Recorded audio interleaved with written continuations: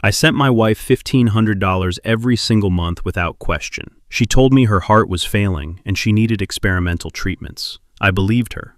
I thought I was buying her time. But then my neighbor called with a message that froze my blood faster than the Alaskan winter. He told me to stop sending the money. He said he just saw her sneak a young man into my house at midnight. And what I discovered when I checked our bank accounts a few minutes later changed my life forever. My name is Tyrone. I am 69 years old. Before I continue my story, please tell me where you are watching from in the comments below. Hit like and subscribe if you have ever had to fight back against those who took your love and hard work for granted. The wind on the Alaskan oil rig howled like a wounded animal. At 69 years old, I had no business being out there in the freezing cold. My bones ached with every step, and my hands were constantly numb. But I put on my hard hat and heavy boots every single day because I had a duty. I was a man who provided for his family. I was reviewing a structural integrity report in the metal trailer we used as a break room when my phone started vibrating on the table.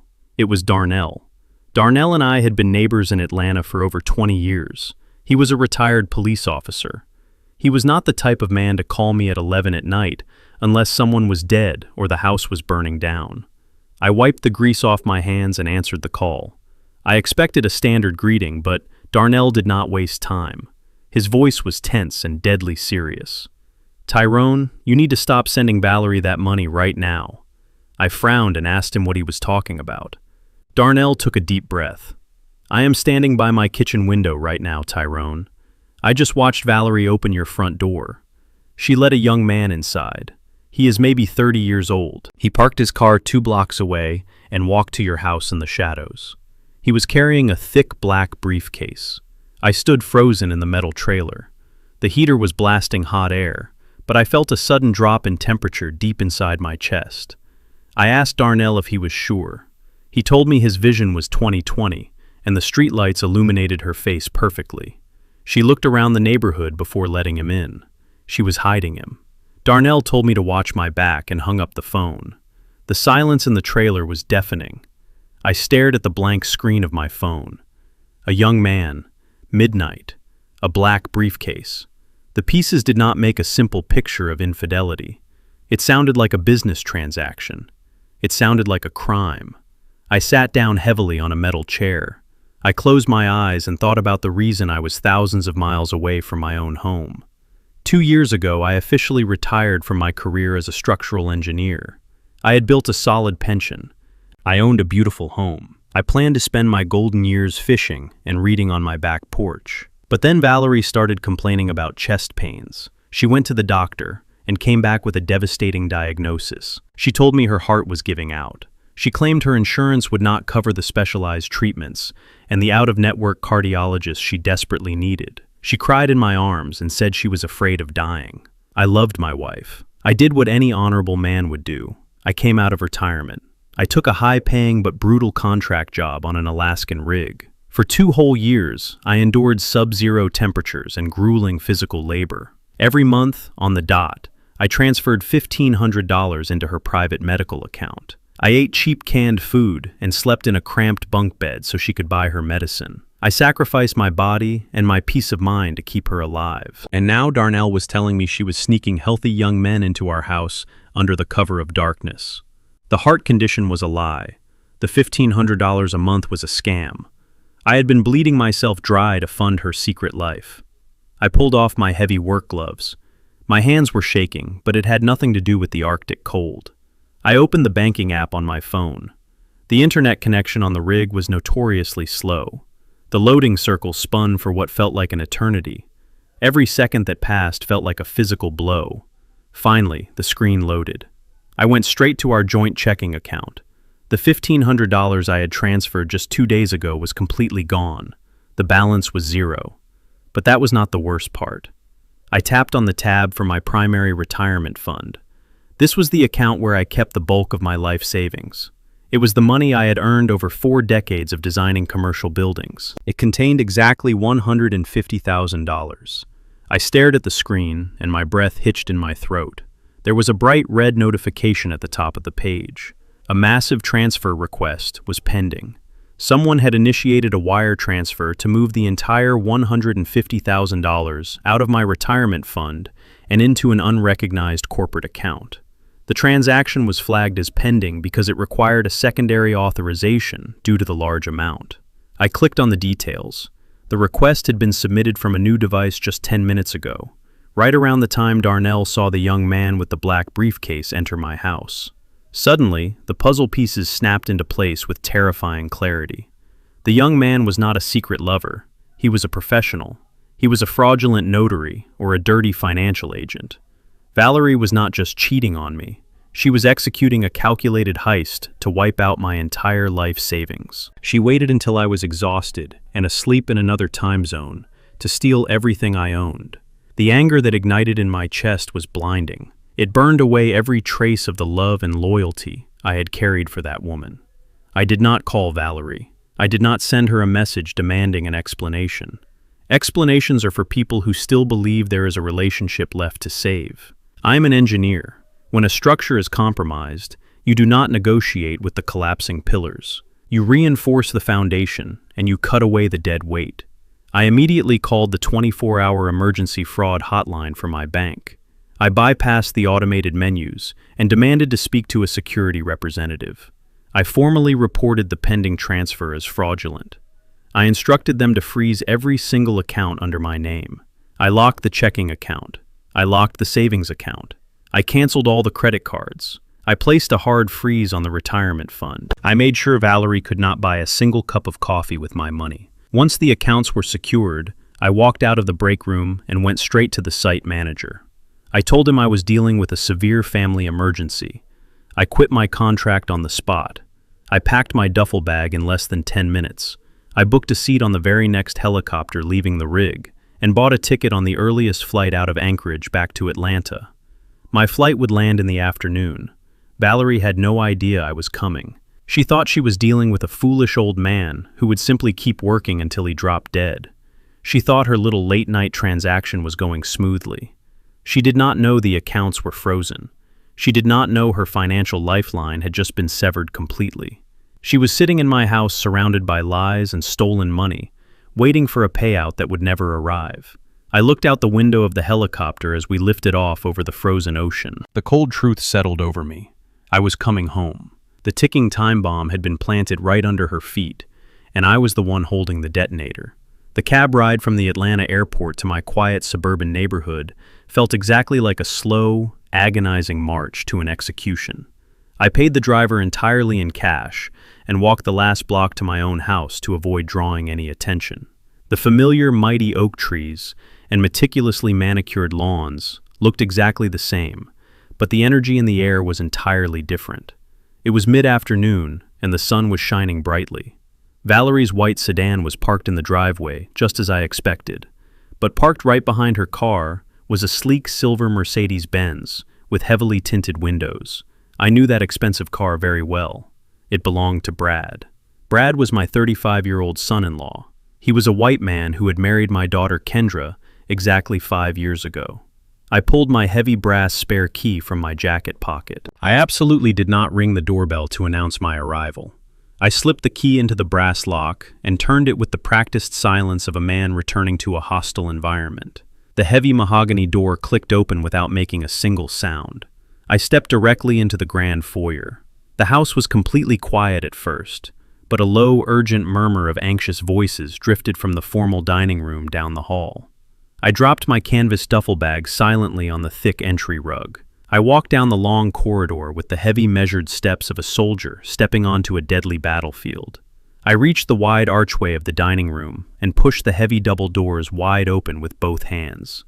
The scene unfolding before my eyes was exactly like a frozen frame from a gritty crime thriller. Valerie was leaning aggressively over the long mahogany dining table. Standing right next to her shoulder was Brad. Sitting across from them was a young, nervous man in a cheap gray suit. He was the exact same man Darnell had described seeing at midnight. The table was absolutely covered in legal documents. Dozens of thick pages were spread out across the polished wood. But they were not just signing papers in a normal fashion. Valerie had her right thumb pressed firmly against a dark purple ink pad. The young man was physically guiding her hand to press her thumbprint onto the bottom line of a thick document. Brad was hovering closely over them, pointing a finger at a specific signature line on the paper. The sudden, loud bang of the heavy doors hitting the wall completely shattered their intense concentration. All three of their heads snapped toward me at the exact same time. The sheer, raw terror flashing across Valerie's face was an absolute masterpiece of guilt. The young stranger gasped aloud in absolute shock. He immediately snatched his hands away from Valerie, as if her skin had suddenly caught on fire. He began frantically shoving the scattered papers into his thick black leather briefcase. His hands were shaking so violently that several heavy pages fluttered off the table and landed directly onto the expensive Persian rug beneath them. Brad, however, recovered his composure with an infuriating amount of speed. He stood up perfectly straight and casually buttoned the center button of his expensive tailored suit jacket. He ran a perfectly manicured hand through his styled blonde hair and tilted his chin upward. He gave me that signature piercing look of pure, unadulterated arrogance. It was the exact same superior look he had carried since the very first day he married my daughter. Brad strongly fancied himself a brilliant and successful tech entrepreneur. The actual reality of his life was entirely different. He was a professional freeloader. He was a man who constantly used his white privilege and smooth-talking charm to secure heavy investments for startup companies that mysteriously went bankrupt a year later. He absolutely loved playing the prestigious role of a high society elite while secretly relying on the financial stability of the hard-working family he married into. He looked at me right then, not with the expected respect of a son-in-law, but with the deep annoyance of a wealthy CEO interrupted by the building janitor. He actually had the sheer audacity to sigh heavily and roll his eyes at my presence. He treated my unexpected arrival in my own home as a minor, irritating inconvenience to his highly busy schedule. Valerie practically shoved the purple ink pad off the edge of the table to hide it. She rapidly plastered a wide, trembling smile across her face and rushed toward me with her arms stretched open. She threw her arms around my neck in a desperate fake display of affection, but I stood there like a block of solid granite. I absolutely did not return the embrace. I kept my arms strictly glued to my sides.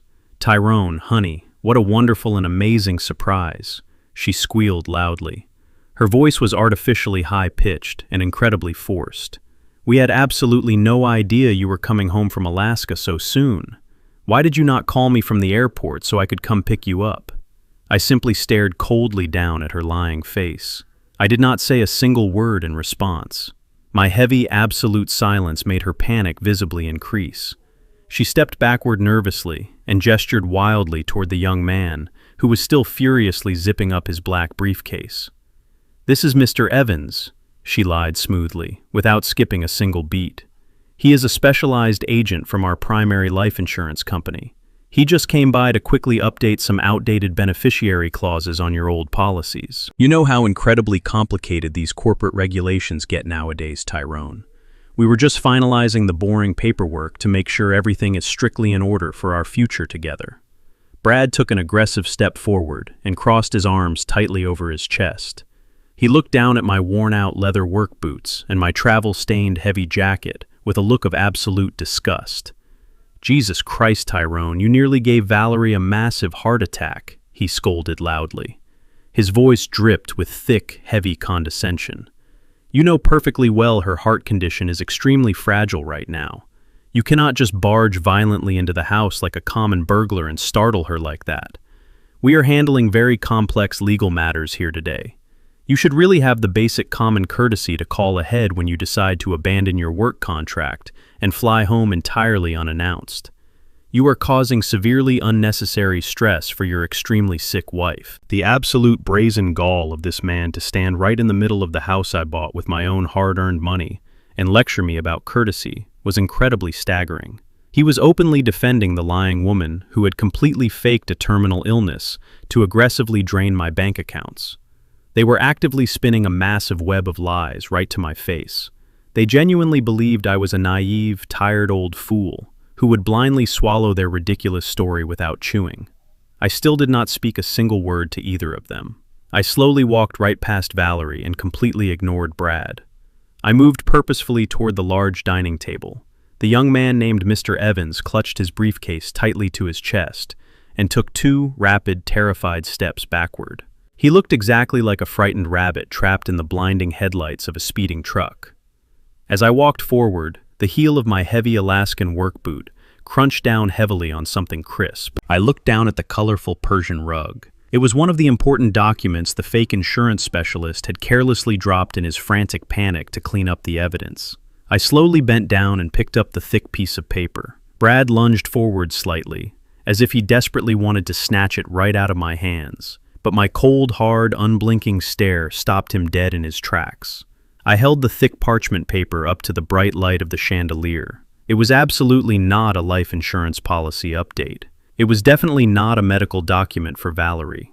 I clearly read the bold black letters printed loudly across the very top of the page. It said, "Durable power of attorney for property and financial management."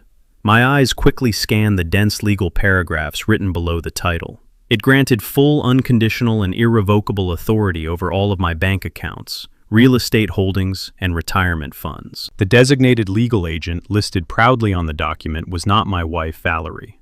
The name printed in thick, bold ink was Bradley Harrison, my son-in-law. The massive puzzle was finally fully complete. The conflict was no longer just about a lying wife cheating me out of $1,500 a month. It was never about another young lover hiding in her bed at midnight. This was a highly coordinated, malicious conspiracy to entirely strip me of absolutely everything I owned. They were literally forging my active consent to hand my entire lifetime estate over to a white con artist. I looked up from the paper and locked my eyes fiercely with Brad. The polite family facade was permanently gone. The war had officially shifted from a sad domestic dispute into a vicious battle for my absolute financial survival. I did not scream, and I did not throw a single punch. Anger that loud and chaotic is reserved strictly for men who have completely lost control of their situation. I simply folded the forged power of attorney document with meticulous care, slid it deep into the inner pocket of my heavy winter jacket, and turned my cold, unblinking gaze back to my wife. Valerie was standing by the mahogany table, shaking like a fragile leaf caught in a brutal hurricane. I stepped forward with deliberate speed. I reached out and clamped my calloused hand firmly around her upper arm. My grip was not physically violent, but it was entirely unyielding. It was the heavy, inescapable grip of a man who had spent 40 consecutive years hauling thick steel beams and fighting the frozen elements of the Alaskan tundra. I pulled her forcefully toward the front door of the house. Behind me, Brad yelled something aggressive about calling the local police department, but I completely ignored his empty threats. I genuinely wanted him to call them. I would gladly stand on my front porch and show the responding officers the fraudulent legal document he was actively trying to force my wife to sign. Valerie stumbled awkwardly alongside me. Her expensive designer high heels dragged loudly across the polished hardwood floor. I marched her straight out the front door, down the concrete steps, and directly to my heavy-duty pickup truck parked idling on the street. I ripped open the passenger side door and practically lifted her entire body into the leather seat. I slammed the heavy metal door shut, walked rapidly around the front of the vehicle, and slid behind the steering wheel. The powerful roar of the truck engine easily drowned out whatever pathetic excuses she was frantically trying to form. I slammed the gear shift into drive and peeled aggressively away from the curb. I knew exactly where we were going. For 2 agonizing years, I had listened to her tearful, dramatic phone calls, detailing her extensive medical treatments at the prestigious Oakwood Cardiovascular Clinic downtown. That was the exact luxury facility requiring the out-of-network $1,500 every single month. It was finally time to pay her highly praised doctors a surprise visit. The interior of the truck cab was suffocatingly tense. Valerie immediately shifted gears into her most reliable and manipulative defensive tactic. She began aggressively playing the fragile, abused victim. She clutched her chest dramatically with both hands and started hyperventilating as if the oxygen had been sucked out of the vehicle. "Tyrone, you are physically hurting me," she wailed loudly. Her voice was sharply high-pitched and completely devoid of any actual tears. "You are acting like an absolute crazy person right now. My heart is beating much too fast for my condition. You know perfectly well I cannot handle this kind of severe emotional stress. Turn this truck around and take me home right now. before I have a massive cardiac arrest right here in the passenger seat. I kept my eyes locked dead ahead on the busy Atlanta traffic. I completely ignored her ridiculous theatrics. For 24 consecutive months, I had frozen my bones in the Arctic Circle to fund the supposed miracle cure for that exact same heart condition. I had eaten cold beans out of a tin can and slept in a cramped, freezing metal box while she drove around in a pristine white sedan and funded a fake tech millionaire. I remembered the sheer, raw terror I felt every single time she claimed her chest was tight.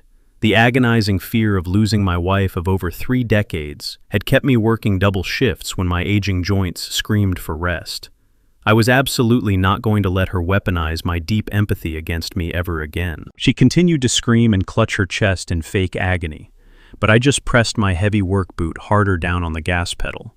I pulled the truck aggressively into the visitor parking lot of the Oakwood Cardiovascular Clinic and slammed on the brakes. I cut the engine, got out of the vehicle, and ripped Valerie's door open. She stubbornly refused to move an inch. She pressed her back hard against the leather seat and shook her head furiously. "I am not going in there," she stammered. Her face was suddenly draining of all its previous fake color, leaving her looking pale and terrified. "I do not have a scheduled appointment, Tyrone. You cannot just march in and demand to see a specialized doctor without booking it first." I reached into the cabin, grabbed her firmly by the elbow, and hauled her completely out of the truck. "We are not here for a medical consultation," I stated coldly. "We are here for a financial audit." I marched her through the automatic sliding glass doors and straight up to the polished mahogany reception desk. A young nurse in crisp blue scrubs looked up from her computer with a polite professional smile. I slammed my hand flat on the marble counter. "My name is Tyrone and this is my wife Valerie. I need a complete physical printout of her treatment history and a detailed ledger of all the cash payments made to this clinic over the last 24 months." The nurse looked incredibly startled, but immediately began typing Valerie's name into the digital system. Valerie tried desperately to pull away from my grip, but I held her firmly in place. The nurse frowned deeply at her glowing monitor and then looked back up at me with a highly confused expression. "Sir, there must be some kind of administrative mistake," she said slowly. "Valerie is indeed in our database, but her patient file is completely inactive. She has not been seen by any cardiologist in this facility for over 2 years. Her last recorded appointment was a standard routine cholesterol screening, and her results were perfectly normal." I stared at the nurse and asked her to double-check the billing records for the experimental treatments and the expensive monthly out-of-pocket payments. The nurse shook her head with absolute certainty. "We have not received a single financial payment from this patient. There are absolutely no prescriptions, no experimental therapies, and no specialized surgical treatments on her medical record. Valerie has a perfectly healthy, strong heart." The bright lobby began to spin slightly as the absolute staggering magnitude of the lie settled deep into my bones. $36,000. That was the exact total sum I had wired directly into her private checking account over the last 2 years. $36,000 of my blood, my sweat, and my frozen tears. It had all been an elaborate, filthy scam. I slowly turned my head to look at the woman I had been married to for nearly 40 years. The fragile, sick wife routine evaporated instantly into the sterile hospital air. Valerie quickly realized she was backed completely into a tight corner, with absolutely no way out. The pathetic mask of the victim slipped away completely and revealed the vicious, selfish core hiding underneath. She violently yanked her arm out of my grip and glared up at me with pure, unadulterated venom. "You want to know exactly where the money went?" she screamed. "Right there in the middle of the quiet clinic lobby. Do you really want to know the truth, Tyrone? I gave every single cent of it to Kendra and Brad. I paid it to save our daughter. Their brilliant startup company was bleeding cash, and they were about to declare total public bankruptcy. They were going to lose their luxury house and their expensive cars. Brad desperately needed capital to keep up appearances for his wealthy investors. You were always too cheap and stubborn to help your own flesh and blood achieve greatness, so I took what they rightfully deserved. I stood completely paralyzed by the sheer destructive force of the revelation. The betrayal was not just contained to my lying wife and her arrogant white son-in-law. The toxic infection had completely corrupted my own biological daughter. Kendra, the little girl I had worked grueling double shifts to put through expensive private colleges, had happily conspired to drain my life savings and cast me aside.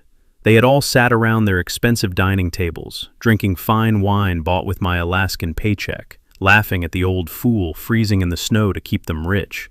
My heart did not break in that clinic lobby. It turned into absolute solid ice.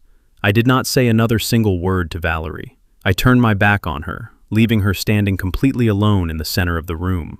I walked out through the sliding doors to my truck and started the engine. It was time to pay my beloved daughter a long overdue visit. I drove away from the clinic, leaving Valerie standing alone on the pristine hospital pavement. My hands gripped the leather steering wheel so tightly that my knuckles turned a pale shade of gray. The heavy tires of my truck chewed up the asphalt as I headed aggressively toward the affluent gated community of Buckhead, where my daughter Kendra lived. Valerie had loudly claimed they were on the verge of total public bankruptcy. She had screamed that they were about to lose their luxury house and their highly expensive cars. I needed to see this terrible financial devastation with my own two eyes. I pulled up to the towering wrought iron gates of the exclusive neighborhood and closely followed a delivery van inside just before the heavy metal doors swung shut. I drove slowly down the wide, sweeping avenues, lined with massive, manicured hedges and sprawling multi-million-dollar estate homes. I finally parked my dusty, battered Alaskan work truck right across the street from Kendra and Brad's massive 3-story brick mansion. The sheer, immense size of the property was a direct insult to the desperate lies Valerie had screamed at me in the hospital lobby. There were absolutely no foreclosure notices hammered into the thick wooden front door. There were no cardboard moving boxes stacked anywhere on the pristine front porch. Instead, the massive mahogany garage doors slowly opened to reveal the true extent of their so-called financial ruin. Kendra walked out holding a limited edition designer leather handbag and carrying a tiny, perfectly groomed poodle. She did not look like a desperate woman losing her home to the bank. She looked exactly like a wealthy socialite heading to a luxury brunch with her rich friends. She walked straight toward a gleaming, brand-new midnight black Tesla parked right in the center of the circular driveway. The car did not even have permanent license plates yet. It still had the temporary dealer tags strapped tightly to the back bumper. It was a vehicle that easily cost over $100,000. This was the crushing poverty my wife had stolen $36,000 to cure. I stepped out of my truck and slammed the heavy door shut. The loud metallic bang echoed sharply down the quiet, wealthy street. Kendra froze instantly, with her hand resting on the sleek door handle of her new electric car. She turned her head, and her expensive designer sunglasses slid down the bridge of her nose. I stared at my 33-year-old daughter and felt a deep, sickening wave of regret wash over my entire body. I vividly remembered the grueling decades I spent working highly dangerous construction sites and pulling exhausting double shifts, specifically to give her a life of privilege I never had. I paid entirely in cash for her elite private school tuitions. I bought her the best private tutors, the finest tailored clothes, and fully funded a highly prestigious university degree without taking out a single loan. I literally broke my own back so she would never have to struggle for a single day in her life. I desperately wanted her to be a strong, educated, and fiercely independent black woman who respected her heritage. Instead, she took absolutely everything I sacrificed and used it to completely erase her own roots. She actively distanced herself from the hard-working community that raised her. She altered her accent, changed her friends, and completely reinvented her entire personality the very moment she stepped into high society. And then she married Brad. She chose a smooth-talking, arrogant white man with absolutely no real job and zero actual ambition. She bought completely into his fake narrative of tech world superiority. She actively funded his endless string of failed startup companies, while looking down her nose at the physical labor that actually paid for her lavish wedding. I looked directly at the brand new expensive Tesla and realized my frozen Alaskan paychecks had likely funded the massive down payment for that very car. Kendra did not look happy to see me standing on her expensive driveway. She did not run forward to hug the father who had just returned from the freezing Arctic. She crossed her arms tightly over her chest and let out a long, highly exasperated sigh. "Dad, what on earth are you doing here?" she demanded loudly. Her tone was incredibly sharp and completely disrespectful. "You cannot just park that filthy old truck right in front of our house. Brad is hosting potential high-net-worth investors for a private golf outing later this afternoon. Having that rusty vehicle out there looks incredibly unprofessional. I walked across the perfectly manicured lawn until I stood directly in front of her. I firmly told her I just came from the cardiovascular clinic. I told her I knew her mother was perfectly healthy, and that the $36,000 I sent specifically for medical bills was actually funneled directly into her and Brad's personal pockets. I genuinely expected her to show at least a tiny fraction of guilt. I expected her to apologize or break down crying the way Valerie had aggressively done earlier. Instead, Kendra simply rolled her eyes and let out a harsh, bitter laugh. "Oh, please, Dad, stop acting like such a massive, dramatic victim," she spat back at me without an ounce of shame. "You have hundreds of thousands of dollars just sitting completely useless in a boring, traditional retirement fund. You are almost 70 years old. What do you possibly need all that money for at your age?" Brad actually has a brilliant technological vision. He desperately needs liquid capital to heavily build his image in the competitive tech industry. In his world, you have to project massive wealth to attract real wealth. Mom simply did what she had to do because we both knew you would be completely selfish and incredibly stubborn if we asked you directly. You never believed in Brad, and you never supported my marriage. My jaw clenched so tight my teeth practically ground together. My own flesh and blood was standing proudly in front of me, openly defending a malicious financial theft. She was actively justifying the cruel lie about her mother dying of heart failure, simply because her lazy husband needed to buy expensive luxury cars to impress his fake corporate friends. "You stole my money to fund a scam," I stated coldly. "You lied about your own mother dying. You are a complete disgrace to everything I taught you." Kendra sneered and took an aggressive step closer to me. Her face was twisted with pure, toxic entitlement. "You do not understand how the modern financial world works, Dad," she said with dripping arrogance. "You spent your entire life pouring concrete and hauling steel like a common, uneducated laborer. You actually think putting money in a basic savings account makes you smart. Brad knows exactly how to multiply capital. He knows how to leverage hidden assets to create a massive financial empire. We are actively building generational wealth, and you are just hoarding old money out of pure spite and jealousy." I looked at her directly in the eyes and firmly told her that her husband was a desperate fraud who was currently trying to forge my signature on a highly illegal power of attorney document. I told her I caught him red-handed with a fake notary just an hour ago in my own dining room. I fully expected that piece of information to shatter her fake confidence. I expected her to suddenly realize the severe criminal danger her husband was currently swimming in. But Kendra just smiled. It was a cold, calculating smirk that looked exactly like her manipulative mother. She casually adjusted the thick leather strap of her designer handbag and tossed her hair confidently over her shoulder. "You are way too late to play the protective hero, Dad," she said with a chilling sense of absolute victory. "You can complain loudly all you want about the monthly medical money, but that is just pathetic pocket change. Brad already handled the big problem. He aggressively finalized the corporate paperwork yesterday morning. Your entire retirement fund is already scheduled to be transferred directly into Brad's primary holding company by the end of the business day today. The bank officially authorized the massive wire transfer, and there is absolutely nothing an old retired man like you can do to stop it. We are simply taking what is rightfully ours." She turned her back on me and confidently opened the heavy door to her new electric Tesla. She genuinely believed she had just delivered a fatal, devastating blow. She had absolutely no idea that her arrogant confession was the exact confirmation I desperately needed.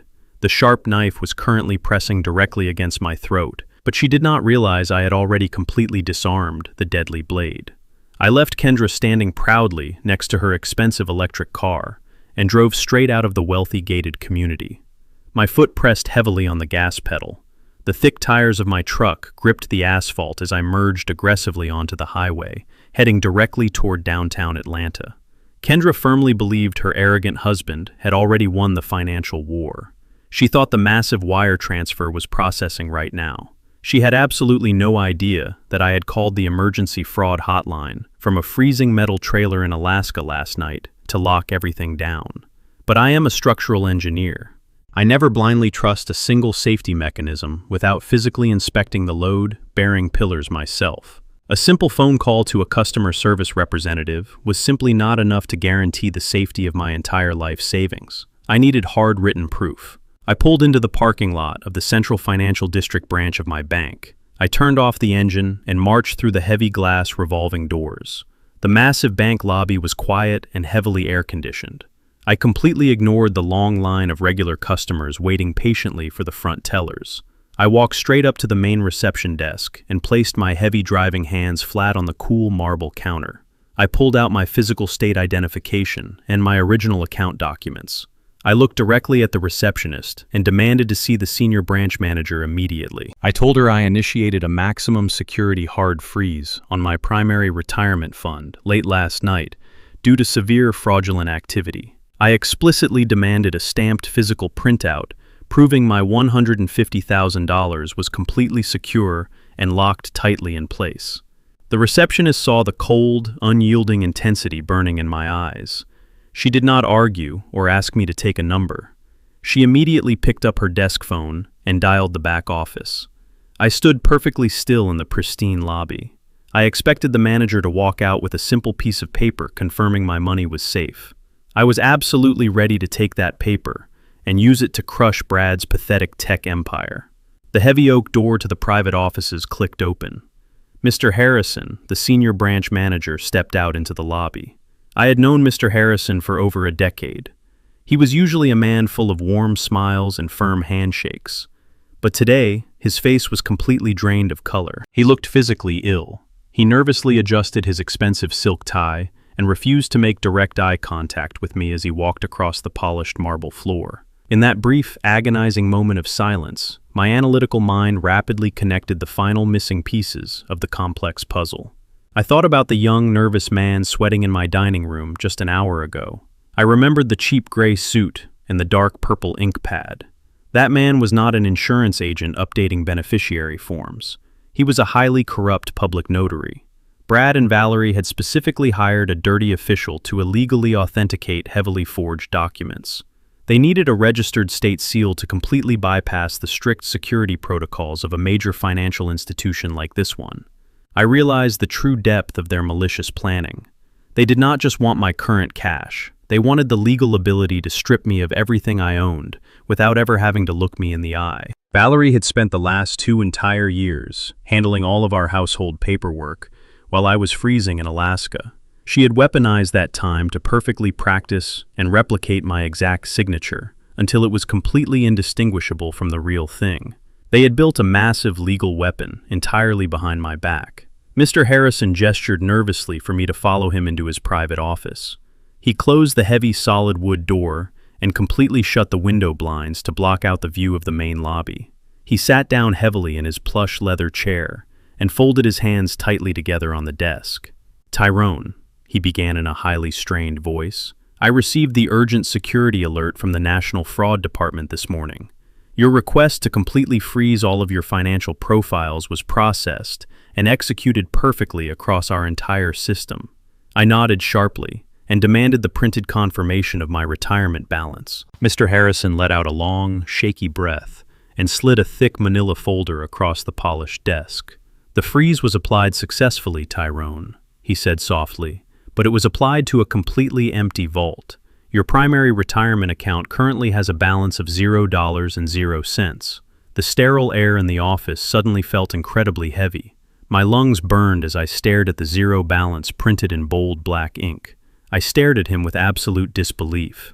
I told him that was mathematically impossible. I told him Kendra just bragged that the final transfer was scheduled for today, and I had blocked it last night. Mr. Harrison shook his head sadly. He opened the folder and presented a stack of highly official bank documents. 3 days ago, a certified legal representative walked into this exact branch. He presented a comprehensive durable power of attorney document. It contained your exact verified signature and a legitimate state notary stamp. It granted your son-in-law, Bradley Harrison, unconditional authority to liquidate your assets. The document legally superseded any standard security questions. The entire balance of $150,000 was fully liquidated and wired out of our system 3 days ago. Your daughter was terribly mistaken about the actual timeline. The transfer she was expecting today was likely just Brad moving the stolen funds from his primary business account into an offshore shell corporation to hide it from the authorities. The initial theft from your actual retirement fund was already completed long before you ever called the fraud hotline from Alaska. The crushing weight of his words hit me like a runaway freight train. My entire life savings was completely gone. 4 decades of hauling heavy steel, climbing dangerous scaffolding, and sacrificing my physical health had been totally wiped out by a single forged signature and a corrupt stamp. I was 69 years old and officially penniless. Mr. Harrison looked at me with deep, extreme pity. He fully expected me to clutch my chest and collapse into a weeping, broken mess right there in his office. He expected the tragic defeat of a tired old man whose family had completely destroyed him. I did not shed a single tear. I did not raise my voice or scream at the unfairness of the universe. The hot, blinding rage inside my chest suddenly turned into something infinitely more dangerous. It turned into a cold, absolute calculation. I leaned forward and placed both of my hands firmly on his desk. "I do not want your sympathy," I stated, with a voice as hard as solid granite. "I want a complete forensic paper trail. I want every single routing number, every digital footprint, and the exact final destination of that wire transfer printed out right now." Mr. Harrison hesitated for a brief second, but the sheer terrifying authority in my voice compelled him to act. He turned to his computer and aggressively typed on his keyboard. A few moments later, the office printer spit out a detailed transaction ledger. He handed the warm papers to me. I scanned the complex columns of financial data. The $150,000 did not go into a standard personal checking account. It was wired directly into a commercial holding entity. It was an anonymous shell company registered in the state of Delaware under the name Apex Vanguard Solutions. Brad had cleverly built a corporate fortress to hide my stolen money. I carefully folded the transaction ledger and slid it deep into my heavy jacket pocket. I stood up from the leather chair and adjusted my collar. I thanked Mr. Harrison for his time and walked calmly out of the bank. Brad genuinely believed he was a brilliant, white-collar criminal who had successfully outsmarted a naive blue-collar worker. He thought his Delaware shell company made him completely untouchable. He was about to learn a devastating lesson. The hunt had officially begun. My phone buzzed in my pocket before I even reached my truck in the bank parking lot. It was a text message from Brad. He did not hide. He did not run. He requested a meeting at an exclusive French restaurant in the Buckhead district. He actually had the sheer audacity to summon me as if I were his employee. I drove across town and handed my keys to the valet. I walked into the dimly lit dining room. The air smelled of expensive truffles and roasted garlic. I spotted Brad immediately. He was sitting comfortably in a plush velvet booth in the far corner. He was wearing a tailored navy blue suit that probably cost more than a reliable used car. He was casually swirling a glass of dark red wine. He did not stand up when I approached the table. He did not offer his hand for a handshake. He simply gestured to the empty chair across from him with a lazy flick of his wrist. I sat down heavily. I kept my thick winter jacket on. I wanted him to know I had absolutely no intention of staying long. Brad took a slow, arrogant sip of his wine. He looked at me over the rim of his crystal glass with a gaze full of mocking pity. He looked at my worn clothes and my calloused hands. He treated me like a washed-up old black man who had finally outlived his usefulness. He genuinely believed he was the undisputed master of the universe. He thought he had successfully conquered the ignorant working-class father-in-law. He did not see a threat sitting across from him. He only saw a defeated victim. Brad always carried a sickening sense of unearned superiority. He held a Master of Business Administration degree from an expensive university. He constantly threw around complex corporate buzzwords to make himself sound like a financial genius. He firmly believed his shiny white-collar credentials automatically made him intellectually superior to a man who spent his life reviewing blueprints and pouring concrete. He never understood that structural engineering requires a level of absolute precision and rigorous mathematical logic that his fake tech startups could never comprehend. Brad equated my quiet, stoic nature with stupidity. Whenever he bragged loudly at family dinners about his fake billionaire connections, I simply stayed quiet and ate my meal. He mistakenly interpreted my disciplined silence as a lack of intelligence. He thought a black man from the working class was incapable of understanding complex corporate shell games. He relied heavily on his white privilege to navigate the world, assuming doors would simply open for him, and people would naturally bow to his authority. He thought my patience was a glaring weakness. He completely failed to realize that engineers are trained to quietly observe stress points and wait for the perfect moment to strike the structural weak link. Brad set his wine glass down on the crisp white tablecloth. He reached down and lifted his expensive leather briefcase onto the booth. The polished metal latches clicked loudly in the quiet restaurant. He pulled out a thick stack of legal documents and pushed them across the table toward me. I looked down at the bold printed letters. It was a quitclaim deed. It was a legally binding contract to immediately transfer the total ownership of my massive 4-bedroom house directly to his Delaware holding company. I looked back up at his arrogant face. I firmly asked him what would happen if I simply walked out of this restaurant and handed my bank ledger directly to the federal authorities. Brad let out a sharp, cruel laugh. He leaned aggressively across the table and lowered his voice to a venomous whisper. He told me I was in absolutely no position to make threats. He smiled a chilling, predatory smile and laid out his ultimate blackmail. He calmly explained that he and Valerie had already paid a substantial amount of cash to a highly corrupt private psychiatrist. They had entirely fabricated a comprehensive medical file detailing my rapid and aggressive descent into severe dementia. They manufactured fake reports of me experiencing violent psychotic episodes and extreme memory loss. Brad told me that if I went to the police, he would immediately file an emergency psychiatric hold with the state court. Valerie would stand before a judge crying fake tears and testify that her husband had lost his mind. He promised me I would be dragged out of my house in a straitjacket. He said I would be locked away in a sterile white room and pumped full of heavy sedatives until I forgot my own name. He demanded I sign the house over to him immediately. In exchange, he generously offered to place me in a cheap 1-bedroom rental apartment where I could quietly live out my remaining days in peace. He thought he had completely checkmated me. He thought he had locked every single door and thrown away the key. I did not flip the table. I did not raise my voice or reach across the booth to wrap my heavy hands around his smug throat. I sat perfectly still and absorbed the sheer, breathtaking evil of his master plan. He was actively threatening to erase my freedom and destroy my mind just to secure his stolen wealth. I looked at the legal document resting on the table. He wanted my house. He desperately needed my pristine real estate to leverage more cash for his failing pyramid scheme. I slowly reached into the inner pocket of my heavy jacket. I pulled out my thick brass engineering pen. I removed the cap with a deliberate click. I looked Brad dead in the eyes. I saw the absolute triumph shining brightly in his arrogant face. He truly believed he had broken my spirit. I lowered my eyes to the signature line on the crisp white paper. I pressed the heavy brass pen to the page. I did not sign my legal signature. Over the years, I had developed a secondary, specialized signature, specifically used for signing meaningless junk mail and unofficial deliveries. It looked incredibly authentic to the untrained eye, but it was completely legally void under strict forensic scrutiny. I executed the fake signature flawlessly across the dotted line. I pushed the signed contract back across the table. Brad snatched the paper greedily and inspected the ink with a massive, victorious grin. I stood up from the booth and buttoned my heavy winter jacket.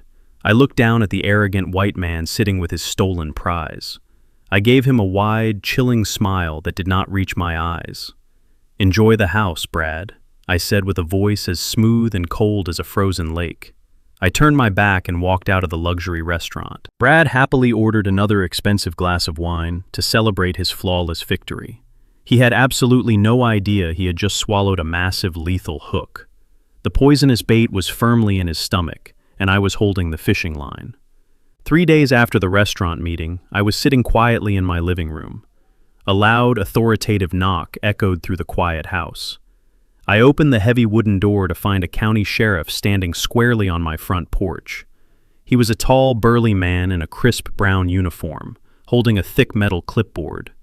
He did not look at me with malice, but with the tired indifference of a man performing a routine daily duty.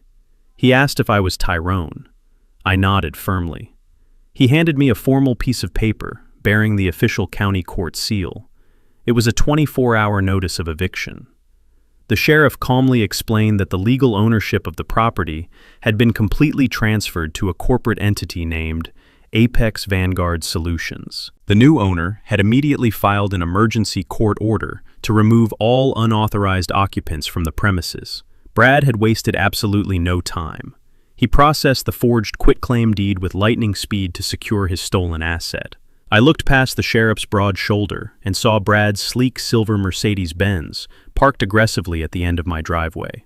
Brad was leaning casually against the polished hood of his expensive car. He was wearing dark designer sunglasses and a smug, victorious smile. He had brought the local police to forcefully remove me from the home I had paid off 20 years ago. The sheriff strongly advised me to pack my essential belongings and vacate the premises peacefully to avoid any physical removal or criminal trespassing charges. I folded the eviction notice and slipped it deep into my jacket pocket.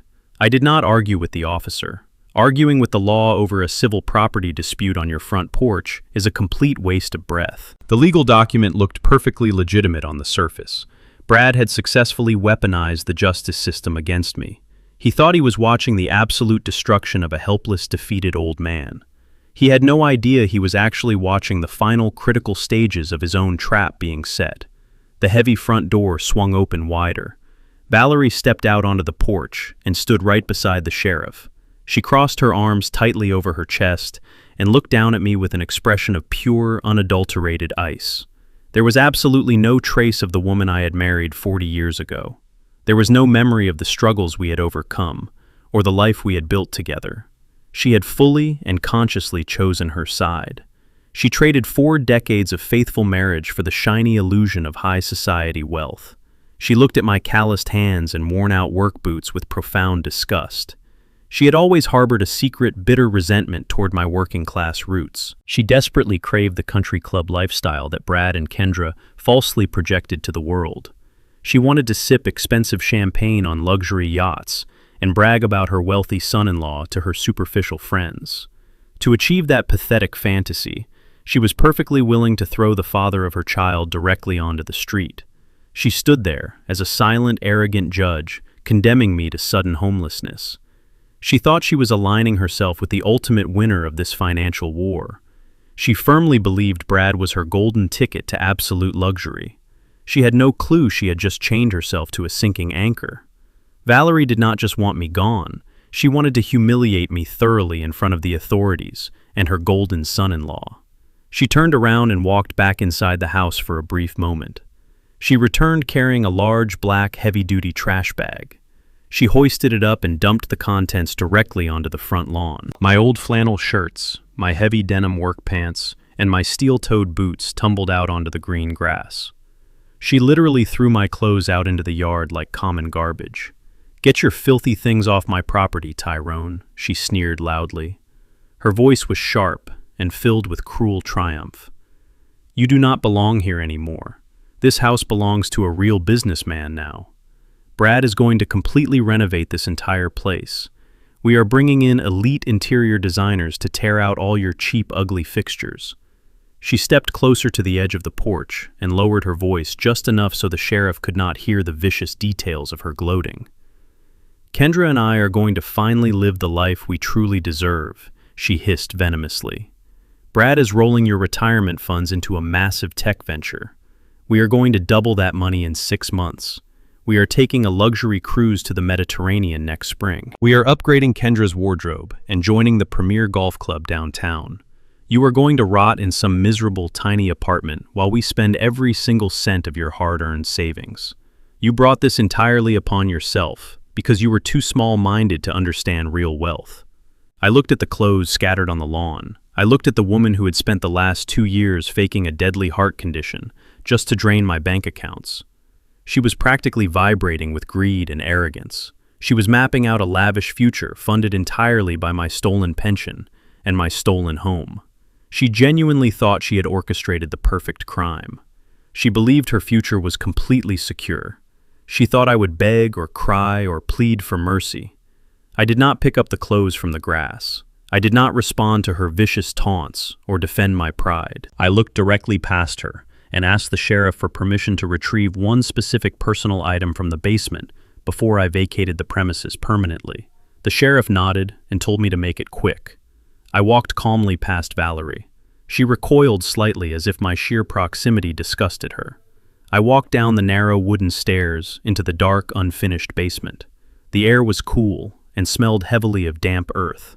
I completely ignored the expensive power tools and the decades of stored family memories. I walked straight to the far corner, behind the old water heater. I reached behind a loose cinder block and pulled out a heavy, rusty metal lockbox.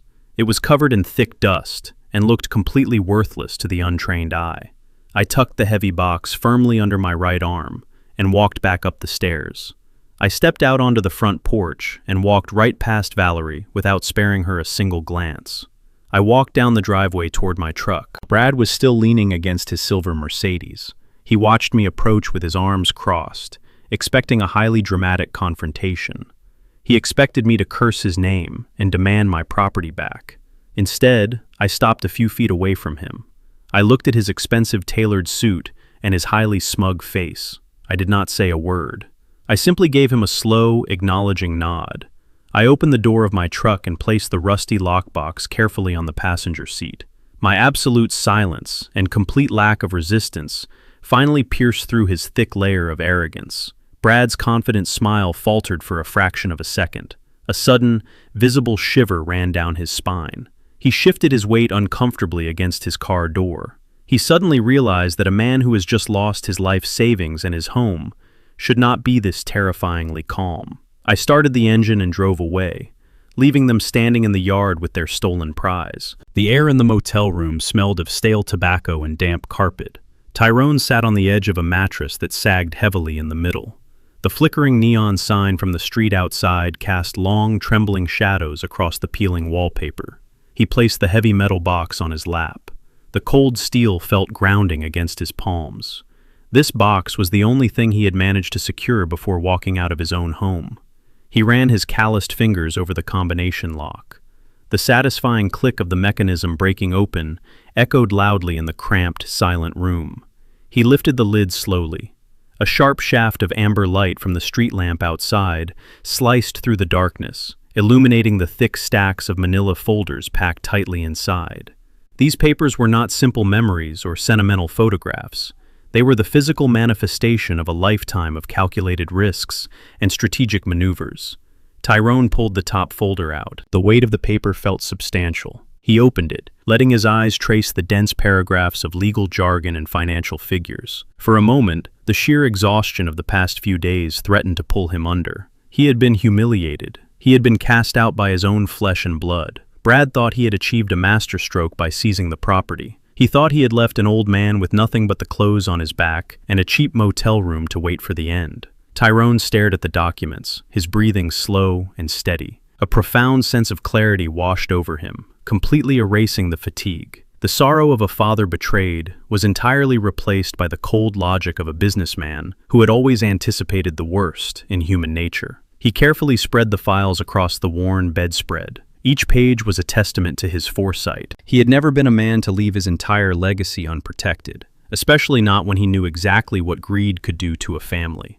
The house Brad had so desperately coveted and successfully stolen was never the crown jewel of Tyrone's portfolio. It was merely a facade of stability, a comfortable suburban illusion that masked a much deeper financial reality. Years ago, when Brad was still squandering his tuition money on fleeting pleasures, Tyrone had made a move that would define his true wealth. He had identified a sprawling, underdeveloped tract of commercial land on the rapidly expanding edge of the city. The asking price was astronomical, far beyond his liquid cash reserves at the time. To secure the funding, Tyrone did not just leverage his savings, he used the family home. He structured a complex cross-collateralization agreement with a private commercial lender. The suburban house became the anchor, the physical guarantee for a massive injection of capital. That capital purchased the commercial land, which had since tripled in value due to recent municipal zoning changes. Brad saw a beautiful house with a manicured lawn and assumed it meant ultimate security. He only saw the surface. He never bothered to look at the foundations. Tyrone had intentionally kept the true nature of his assets compartmentalized. He knew that visible wealth attracted vultures, and sometimes those vultures carried your own last name. The house was essentially a giant financial shield, absorbing the risk of his most ambitious investment, while appearing perfectly unencumbered to the untrained eye. Tyrone picked up a specific document bound with a red seal. It was the master loan agreement. The stark black ink detailed the terms clearly. The suburban house was currently carrying a ballooning commercial mortgage of $400,000. This was not a standard 30-year residential loan with manageable monthly payments. It was a high-stakes commercial note structured to mature entirely in less than 60 days. The principal was due in full. If the payment failed, the lender possessed the immediate, uncontestable right to foreclose on the collateral property. That property was the very house Brad now proudly claimed as his own. Tyrone flipped to the next section of the file, his lips curling into a tight, humorless smile. The magic of his financial architecture lay in how the assets were separated. The commercial land purchased with that $400,000 was not registered in Tyrone's personal name, nor was it tied to the family estate. He had established an irrevocable, independent trust long before the ink dried on the loan. The trust held the title to the prime commercial land. As the sole beneficiary and trustee, Tyrone maintained absolute control over the land, completely shielding it from personal liabilities, lawsuits, or familial disputes over the primary residence. Brad had fought tooth and nail to secure a legal deed to the house. He had forged documents, manipulated lawyers, and broken every moral code a son should hold. He succeeded in getting his name on the deed. However, by legally assuming ownership of the property, Brad had also legally assumed all encumbrances tied to it. The law was beautifully rigid in this regard. You cannot take the asset without taking the debt attached to it. The independent trust remained an impenetrable fortress, holding millions in equity, completely untethered from the impending financial disaster. Tyrone traced the signature line with his index finger. He had built a labyrinth of legal protections. He had expected to sell the land, pay off the loan, and leave a clean inheritance. Instead, his son had impatiently kicked the door down and locked himself inside the wrong vault. The sheer elegance of the trap lay in its invisibility. Brad was currently celebrating his victory, uncorking expensive champagne in a living room that was essentially a financial sinkhole. He was entirely blind to the corporate lien resting heavily on the roof over his head. The bank did not care who lived in the house or whose name was freshly printed on the municipal property register. The bank only cared about the $400,000 due at the end of the quarter. Tyrone tapped the heavy paper. The legal mechanisms were already locked in place, functioning with the cold, unstoppable precision of a ticking clock. Brad had orchestrated what he believed to be the perfect heist. He had stolen his father's home right out from under him, feeling nothing but the smug satisfaction of a predator claiming its prize. He thought he had inherited a legacy of comfort and undeniable wealth. In reality, he had just voluntarily thrown his arms around a massive ticking debt bomb. By rushing the legal transfer of the deed through fraudulent channels, Brad had unwittingly bypassed the standard financial disclosures and title searches that would have warned him of the commercial lien. He was now the sole legal proprietor of a $400,000 obligation he possessed absolutely no means to repay. The countdown had officially begun. The commercial lender was ruthless, operating on strict corporate timelines, without an ounce of flexibility for personal circumstances. In exactly 58 days, a formal demand for payment would arrive at that familiar front door. Brad would open the envelope, expecting routine mail, only to find a financial execution order. He would scramble, he would panic, he would desperately try to leverage the house to pay the debt, only to realize the house itself was the hostage. He had no other assets, no savings capable of denting that amount, and no credit history strong enough to refinance a commercial balloon payment. Tyrone closed the thick folder and gently placed it back inside the metal box. The sharp click of the lock sealing shut echoed with a sense of absolute finality. He lay back against the sagging motel pillows, staring up at the water-stained ceiling. He did not need to hire lawyers to fight for the house. He did not need to scream or beg his son for mercy. He only needed to wait. The trap was set, the timer was active, and Brad was standing squarely on the detonation plate. The arrogance that drove Brad to steal his father's sanctuary was the exact same arrogance that would ultimately strip him of absolutely everything he owned. Tyrone closed his eyes, the rhythmic flashing of the neon light outside matching the steady, undeniable pulse of impending justice. The elevator doors chimed open, revealing a penthouse suite bathed in the cold, sterile light of a high-end corporate law firm. Tyrone stepped onto the plush carpet, the heavy metal box gripped tightly under his arm. He bypassed the receptionist with a familiar nod and walked straight toward the heavy oak doors at the end of the hall. He pushed them open without knocking. Bob Goldstein sat behind a massive mahogany desk, surrounded by floor-to-ceiling windows overlooking the city skyline. Bob was a legend in the financial district, a ruthless legal predator known for dissecting corporate fraud and burying overly ambitious executives. He possessed a sharp, hawkish gaze and a mind that processed legal loopholes faster than a supercomputer. Tyrone walked across the expansive room and set the metal box down heavily on the polished wood. The sound echoed like a gunshot. Bob did not flinch. He slowly closed his laptop, folded his hands over his custom-tailored suit, and looked up at his unexpected visitor. Tyrone unlocked the box, the mechanism snapping sharply, and pushed the lid back. He slid the thick stacks of financial documents, forged deeds, and commercial loan agreements across the desk. Bob leaned forward, his eyes instantly scanning the top pages. The lawyer did not ask unnecessary questions. He recognized the look of cold, calculated fury on Tyrone's face. This was not a social visit. This was a declaration of war. Tyrone pointed a calloused finger at the forged signature on the property transfer. He laid out the exact sequence of his son's betrayal, detailing the stolen accounts and the fraudulent deed transfer. Bob listened in absolute silence, his expression unreadable. He picked up a solid gold pen, tapping it rhythmically against his chin as he mentally categorized the legal violations. When Tyrone finished, the heavy silence stretched between them. Bob finally set the pen down and pulled the documents closer. He adjusted his glasses, completely shifting into his element. The old wolf had just been handed the scent of fresh blood, and he was ready to hunt. This alliance was not built on billable hours or standard retainer agreements. It was forged in blood and concrete 3 decades ago. Long before Bob commanded the top floor of a glass skyscraper, he was an arrogant junior attorney inspecting a downtown development project. Tyrone had been the site foreman, a man who understood the brutal reality of steel and gravity. That afternoon, a catastrophic failure in the scaffolding sent a massive steel beam plummeting toward the inspection crew. While others froze in terror, Tyrone tackled the young lawyer to the ground, taking the brunt of the impact as the structure collapsed around them. Tyrone spent 2 months in a hospital bed with shattered ribs and a fractured collarbone. Bob walked away with minor scrapes and his life. He had stood by Tyrone's hospital bed, shaken and humbled, swearing a debt of absolute loyalty. Over the years, they had moved in entirely different worlds, but the unspoken bond remained unbreakable.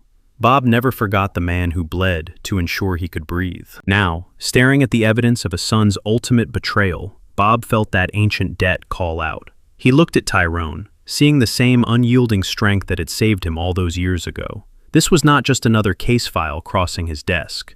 This was deeply personal. The debt of gratitude was finally coming due, and Bob fully intended to pay it back with devastating interest. Bob spent the next 4 hours dissecting the financial labyrinth Brad had constructed. He cross-referenced the stolen funds with public corporate filings and offshore banking registries. His fingers flew across his keyboard, pulling up spreadsheets, wire transfer logs, and corporate tax identifiers. The deeper he dug into Brad's supposedly booming investment firm, the darker the picture became. Bob printed out a massive flowchart and laid it flat across the desk.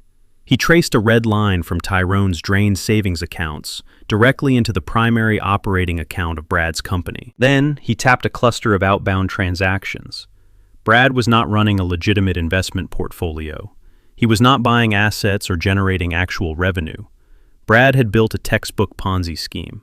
He was aggressively recruiting new, wealthy investors by promising impossible returns, using their initial deposits to fund a lavish, fabricated lifestyle.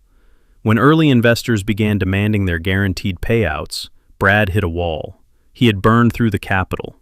The company was literally days away from a total, catastrophic collapse. That was the real, desperate reason Brad had rushed to steal his father's assets. The moment he seized Tyrone's life savings, Brad immediately wired the entire sum out to appease his oldest, most aggressive investors.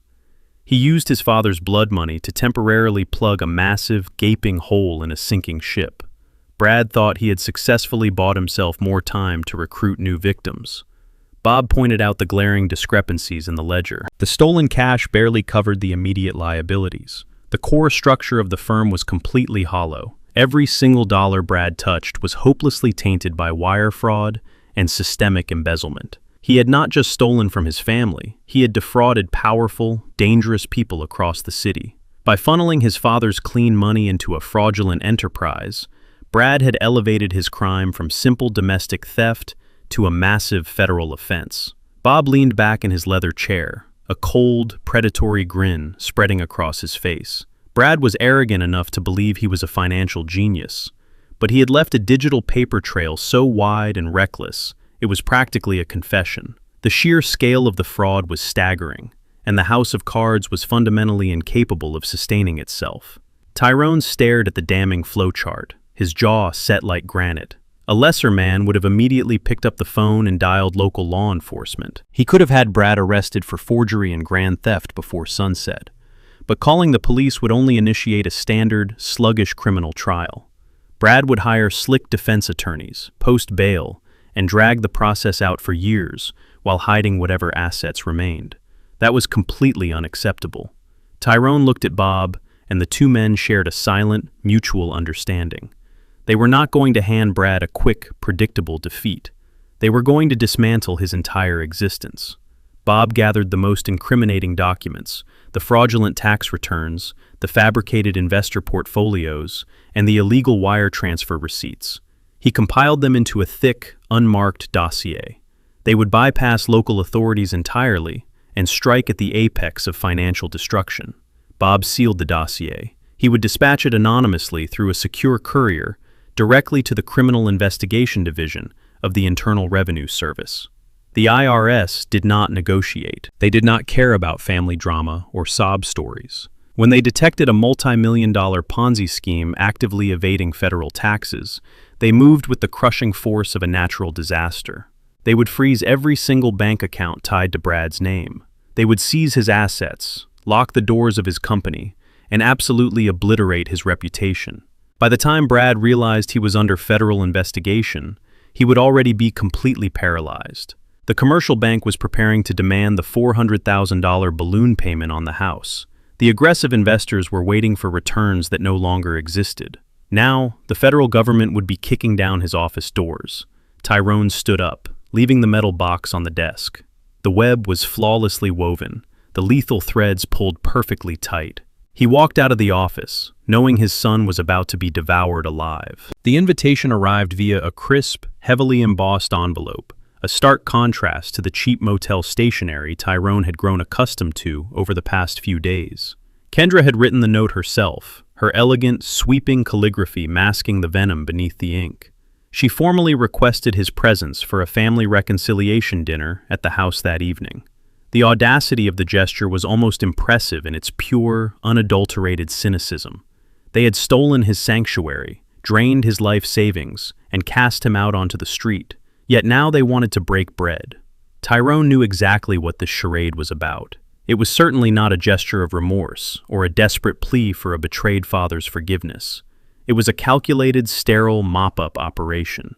Bob Goldstein had warned him that Brad's slick lawyers would eventually realize the dangerous loose ends of their fraudulent property transfer. They desperately needed an airtight, legally binding guarantee that Tyrone would never contest the deed in a court of law. They needed a signed waiver of claims, a legal surrender document designed to forever silence the man they had so thoroughly robbed.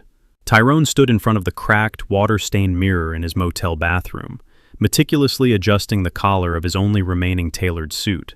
He stared deeply into his own eyes, ensuring that the cold, calculating fury was completely hidden behind a carefully constructed mask of defeated exhaustion. He had to play the part of a broken man, a father who had finally surrendered to the cruel reality of his twilight years and the undeniable dominance of his son. When he arrived at the familiar heavy oak front doors, Kendra greeted him with a smile so perfectly practiced it could have been cast in plastic. She wore a designer evening gown that screamed of new money, her neck draped in diamonds he knew were purchased directly with his stolen retirement funds. She ushered him inside with overly enthusiastic gestures, playing the role of the gracious hostess, welcoming a weary traveler. Tyrone stepped over the threshold of his own home, feeling the immediate, suffocating weight of their staggering hypocrisy. He walked slowly into the dining room, bracing himself for the legal ambush he knew was waiting patiently beneath the silver platters and fine crystal glasses. The dining room table was an obscenely lavish display of stolen wealth. Massive, exotic floral arrangements towered over imported beluga caviar, butter-poached lobster tails, and vintage champagne chilling in sweating silver buckets. Every gleaming piece of silver, every delicate crystal flute, and every single bite of the extravagant meal was directly financed by the blood, sweat, and decades of labor Tyrone had poured into his life's work. They were literally feasting on his legacy while expecting him to smile and ask for seconds. Kendra poured the expensive champagne with a theatrical flourish, chattering aimlessly about high society charity galas and luxurious European vacations they were supposedly planning for the upcoming summer. Tyrone took his seat slowly at the far end of the table, letting his shoulders slump dramatically to project the image of a frail, thoroughly defeated elder. He picked up his silver fork, keeping his movements deliberately sluggish and unsteady. However, beneath the pathetic facade of the broken father, his senses were razor-sharp and hyper-focused. Tucked deep inside the breast pocket of his tailored vest, resting directly against his steady heartbeat, lay a state-of-the-art micro-recorder. Bob Goldstein had provided the military-grade device earlier that afternoon, guaranteeing its flawless ability to capture even a quiet whisper across a crowded, noisy room. A tiny, imperceptible button on the inside silk lining of his vest kept the device running, silently digesting every single syllable spoken within those walls. Tyrone chewed his food methodically, tasting absolutely nothing but the impending ruin of the arrogant people sitting across from him. He let Kendra completely control the flow of the conversation, nodding weakly as she listed their recent extravagant real estate purchases, her voice dripping with the arrogant confidence of a thief who truly believed she had executed the perfect crime. As the heavy dinner progressed, Brad consumed glass after glass of the vintage champagne, his face flushing deep red with the intoxicating, dangerous mix of alcohol and stolen power. The premium liquor quickly dissolved whatever thin filter of caution or basic self-preservation he might have previously possessed. He leaned back heavily in his expensive dining chair, unbuttoning his tailored collar with a sloppy tug, and fixed his father with a gaze of unadulterated, vicious condescension. Brad began to boast loudly. He did not just boast about his fabricated business success or his supposedly brilliant investment strategies. He boasted about his inherent genetic superiority. He slurred his words slightly as he confidently declared that his generation was simply evolved to outsmart the slow, plodding dinosaurs of Tyrone's era. He spoke of vast wealth, not as something built through decades of discipline and sacrifice, but as a shiny prize meant to be forcefully seized by those bold enough to bend the rules and step over the weak. Tyrone remained entirely silent, gripping his linen napkin with trembling hands, projecting an image of total, silent humiliation. This passive submission only fueled Brad's massive ego further. The more defeated Tyrone looked, the more invincible and brilliant Brad felt. In his drunken, reckless hubris, Brad eagerly crossed the fatal line. He leaned aggressively across the table, a cruel, mocking sneer twisting his features, and decided to explicitly brag about his ultimate triumph. He desperately wanted his father to know exactly how thoroughly he had been outmaneuvered and destroyed.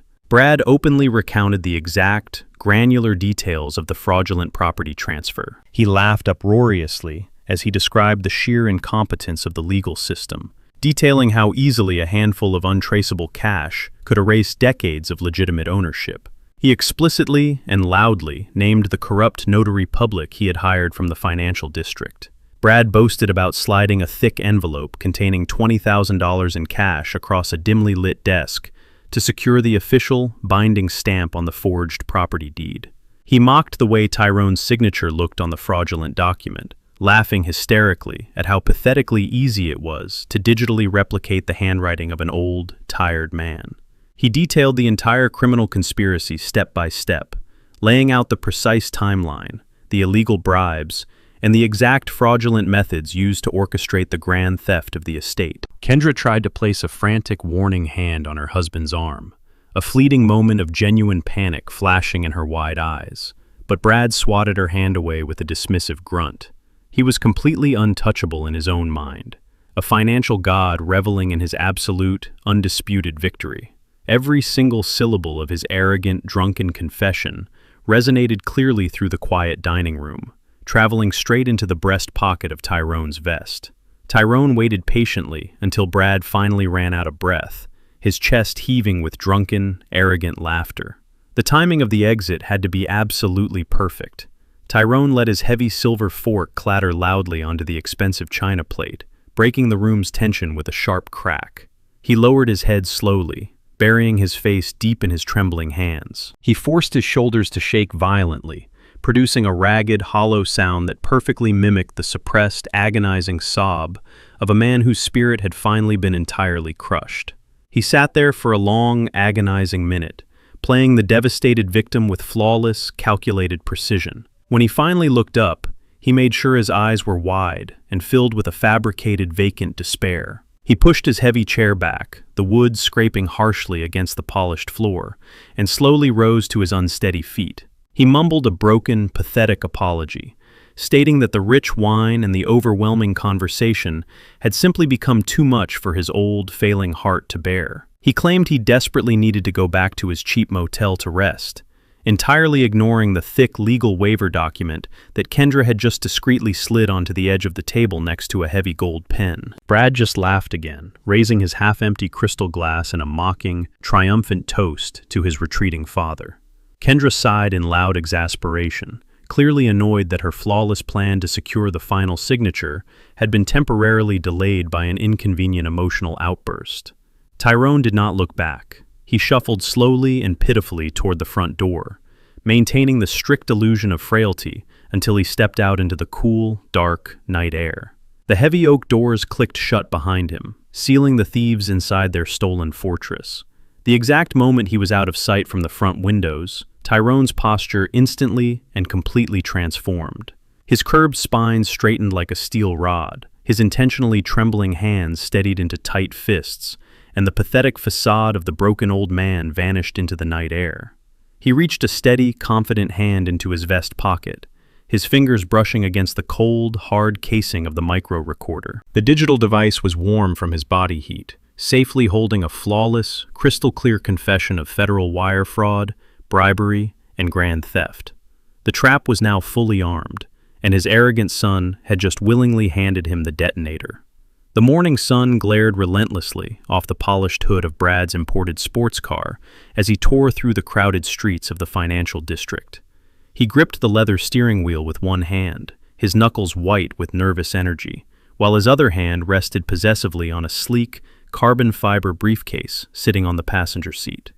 Inside that secure case lay the freshly stamped, forged property deed to his father's sprawling suburban estate. The dinner the night before had been a resounding, unmitigated success in his mind. He had successfully broken the old man, watched him weep tears of genuine defeat, and sent him shuffling back into the pathetic shadows of whatever cheap motel he was currently renting. Now, it was time to aggressively capitalize on the victory. Brad's boutique investment firm was bleeding cash at an alarming, unsustainable rate. Two of his oldest, most aggressive, and heavily connected investors had spent the entire previous week leaving menacing voicemails, demanding their guaranteed quarterly payouts with thinly veiled threats of physical violence. The Ponzi scheme he had carefully constructed was teetering dangerously close to a catastrophic collapse. Despite the impending ruin, Brad felt no real panic. He genuinely believed he had just unlocked the ultimate financial safety valve. The sprawling suburban house was fully paid off, or so he naively assumed from his incredibly superficial understanding of his father's conservative, old-school lifestyle.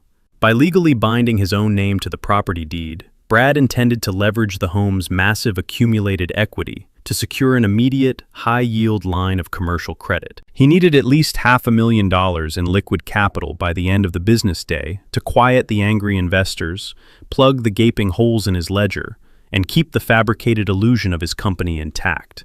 He navigated the chaotic city traffic with the reckless, blind confidence of a man who believed the established rules of consequence simply did not apply to his unique brand of genius. He pulled aggressively into the private underground parking garage of a prestigious international wealth management bank, tossing the keys to a uniformed valet without a second glance. He grabbed his briefcase, sharply adjusted his custom silk tie, and strode purposefully toward the private elevator. He was not walking in as a desperate fraudster scrambling to salvage a sinking ship. He was walking in as a visionary entrepreneur, ready to leverage a newly acquired asset to fuel his continuously expanding empire. The bank's VIP client lounge was a sanctuary of hushed wealth, modern architecture, and sterile luxury. Brad sank into a deep, butter-soft leather armchair, crossing his legs with arrogant ease. A sharply dressed executive hostess had already served him a double espresso in a delicate porcelain cup, leaving him to wait in the immaculate, soundproofed room. He took a slow, deliberate sip, letting the bitter caffeine sharpen his senses and feed his ego. He glanced around the room, admiring the modern abstract art and the heavy, rich mahogany paneling. This was his designated world. This was the elevated stratosphere where he truly belonged, miles above the dirt, sweat, and manual labor his father had built his archaic life upon. He mentally calculated the exact, granular distribution of the impending funds. $200,000 would immediately go to silence the loudest, most dangerous investors breathing down his neck. Another $100,000 would be aggressively funneled into flashy digital marketing campaigns to reel in a fresh batch of unsuspecting, wealthy clients.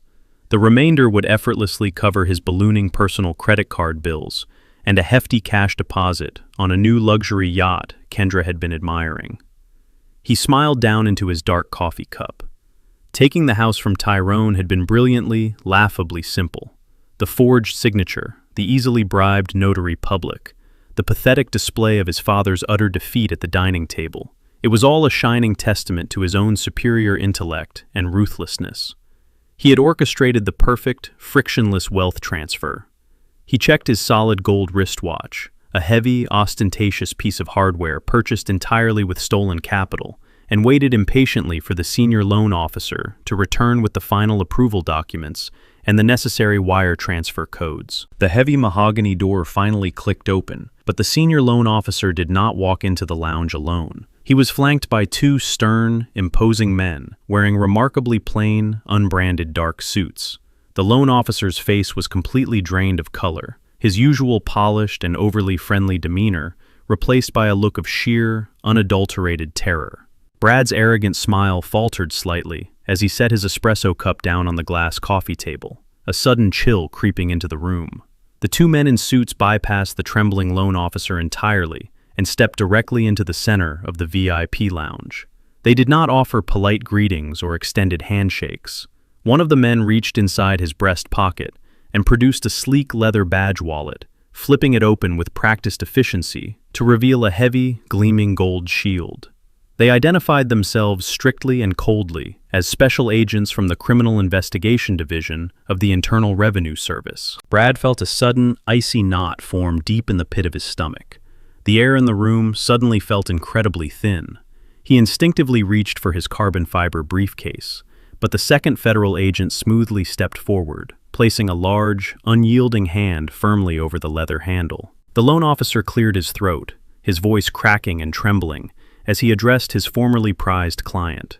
He stated that the bank's legal compliance and risk assessment team had run an emergency, highly expedited title search on the suburban property Brad had confidently submitted for collateral.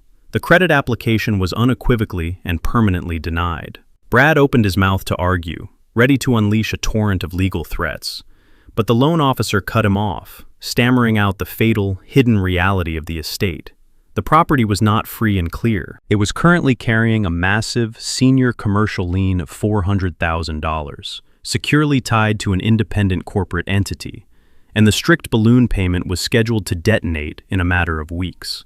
Brad's mind completely flatlined. A $400,000 debt. By legally forcing his name onto that deed, he had voluntarily assumed total legal ownership of a massive financial anchor that was actively dragging him straight to the bottom of the ocean. Before Brad could even begin to process the catastrophic, crushing reality of the poisoned house, the lead IRS agent delivered the ultimate killing blow. He pulled a thick, legally sealed document from his jacket and placed it forcefully on the glass table. It was a comprehensive federal asset freeze order. The agent calmly informed Brad that an anonymous, highly detailed, and irrefutable dossier had been delivered directly to their division headquarters. The file explicitly exposed a multi-million-dollar Ponzi scheme operating under his specific corporate umbrella. Effective immediately, every single financial asset tied to Brad's name, his company's primary operating accounts, his hidden personal offshore holdings, and even Kendra's joint platinum credit lines were completely frozen by the authority of the federal government. The agents coldly explained that heavily armed teams were currently executing simultaneous search and seizure warrants at his corporate headquarters across town. He was entirely locked out of his own life. Brad sat paralyzed in the expensive leather chair, his vision tunneling as the air was abruptly sucked from his lungs. The brilliant, untouchable empire he thought he controlled had entirely evaporated in less than 3 minutes. The agents informed Brad that he was not under formal, physical arrest at this exact moment, but his passport was officially flagged, and he was under strict federal orders not to leave the immediate municipal jurisdiction, pending a grand jury indictment. They confiscated his briefcase, deeming the forged documents inside as active criminal evidence, and turned to leave the room. They left the shattered, burning remnants of his life scattered across the glass table. Brad stumbled blindly out of the bank in a suffocating, disorienting daze. The bustling, noisy city streets outside felt entirely detached from the crushing reality crashing down upon his shoulders. He fumbled frantically for his car keys, his hands shaking violently as he practically threw himself into the driver's seat of his sports car. He locked the doors instantly, his breathing ragged, shallow, and panicked. He resembled a cornered, terrified animal, desperately searching for an exit in a maze that no longer existed. The federal government possessed his accounts. The commercial bank held a lethal, ticking mortgage over his stolen house. The aggressive, dangerous investors would soon realize their money was permanently gone, and they would absolutely come looking for his blood. He needed untraceable, liquid cash, and he needed it right this very second. He snatched his cell phone from his tailored pocket, his thumb slipping erratically across the screen as he furiously dialed the only person left on Earth who could possibly save him. The line rang twice before Valerie answered. His mother had always been his silent, enabling accomplice, the bitter woman who had happily taken a highly generous settlement during the vicious divorce from Tyrone years ago and hoarded it away in private, untraceable safety deposit boxes. She had provided the illicit seed money for his earliest scams. Brad did not offer a standard greeting. His voice cracked with absolute, unhinged hysteria as he screamed into the receiver, aggressively demanding that she empty her private vaults immediately. He told her the federal agents were actively closing in, the investment company was dead, and he needed every single dollar she possessed to facilitate an immediate, untraceable escape across the southern border. When Valerie hesitated on the line, genuinely shocked and hesitant at the sheer, frantic panic in her son's voice, Brad instantly turned vicious. He threatened to drag her directly into the center of the federal indictment. He coldly reminded her of the illegal seed money she had provided to launch his fraudulent firm, promising to tell the investigators she was a primary co-conspirator. The fragile illusion of family loyalty and unconditional maternal love instantly shattered under the crushing, desperate weight of basic survival. The wolves were officially cornered, and the brutal, inevitable process of tearing each other apart to save their own skin had officially begun. The tires of Brad's sports car screamed in protest as he took the sharp corner into Valerie's upscale, quiet neighborhood. He slammed the brakes, leaving thick black skid marks across her pristine concrete driveway. He did not bother to turn off the engine. He left the driver's side door hanging wide open and sprinted across the manicured lawn. He reached the heavy double doors of his mother's residence and did not even reach for the doorbell. Driven by pure, unadulterated adrenaline and the suffocating terror of federal prison, he raised his heavy designer boot and kicked the door right below the deadbolt. The wood splintered with a deafening crack. The lock gave way on the second brutal strike, sending the door crashing inward against the foyer wall. Brad stormed into the house like a feral beast cornered by hunters. Valerie shrieked from the living room, dropping her porcelain teacup as her son tore into the space with wild, bloodshot eyes. He did not offer a greeting. He immediately began flipping over expensive velvet sofas and tearing paintings off the walls. He demanded the keys to her private safety deposit boxes and the hidden debit cards. His voice was a guttural, terrifying roar that echoed off the vaulted ceilings. He smashed a crystal display cabinet with his bare hands, ignoring the shards of glass that rained down onto the expensive Persian rug. He tossed books, ripped open drawers, and dumped the contents of Valerie's antique writing desk onto the floor. The elegant, carefully curated aesthetic of her home was instantly reduced to a war zone. Brad was completely untethered from reality, frantically hunting for the single lifeline that could buy him a fake passport and a one-way ticket out of the country. Valerie stood paralyzed in the center of the destruction, her face drained of all color. She knew exactly what money he was looking for. Decades ago, during the bitter and highly contentious divorce from Tyrone, she had not just walked away with a massive legal settlement. She had spent years prior systematically siphoning cash from Tyrone's legitimate businesses, hiding the illicit funds in a web of secret, untraceable accounts. Brad knew about this hidden war chest because it was the exact same dirty capital she had eagerly handed over to fund his very first financial scams. It was blood money, stolen from the only honest man in their family. Suddenly, the screeching of another set of tires echoed from the driveway outside. Kendra's luxury SUV slammed to a halt behind Brad's abandoned car. She ran through the splintered front door, her designer heels clicking frantically against the shattered glass in the foyer. She had tracked Brad's phone location, terrified of what his complete mental breakdown would cost them. Kendra lunged into the ruined living room, begging him to stop. She grabbed his arm, screaming that the federal agents were already tearing their own house apart, and that destroying his mother's property would only add violent felonies to his impending indictment. Brad spun around with the sheer velocity of a striking snake. All the fake, polished glamour of his high society persona instantly shattered into absolute, irredeemable savagery. When Kendra dug her nails into his tailored jacket, trying desperately to pull him away from another overturned cabinet, he did not see his wife. He only saw an obstacle standing between him and his escape. He raised his hand and delivered a brutal, merciless backhand across Kendra's face. The sickening smack of flesh against flesh silenced the room. Kendra was thrown violently backward, crashing hard against the hardwood floor. Her expensive earrings scattered into the debris, a perfect visual representation of their ruined lives. She scrambled backward, clutching her bleeding lip, looking up at the monster she had married with pure, unfiltered horror. But Brad was not finished. He turned his manic, terrifying gaze back to his mother. He lunged across the room and grabbed Valerie by the collar of her pristine silk blouse. He hoisted her forcefully onto her tiptoes, slamming her back against the expensive wallpaper. He pressed his forearm against her throat, choking off her frantic pleas for mercy. The wealthy, sophisticated investment banker was dead. In his place stood a violent, desperate thug. Brad screamed directly into his mother's face, his spit flying onto her cheeks. He told her he would snap her neck right there in the ruined living room if she did not hand over the cards immediately. He swore he would burn the entire house to the ground with her inside it if she dared to hold out on him.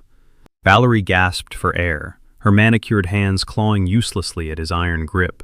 She stared into the eyes of the monster she had helped create, finally realizing the lethal cost of her lifelong greed. Before Valerie could choke out the combination to her hidden safe, a piercing, deafening sound sliced through the heavy tension of the room.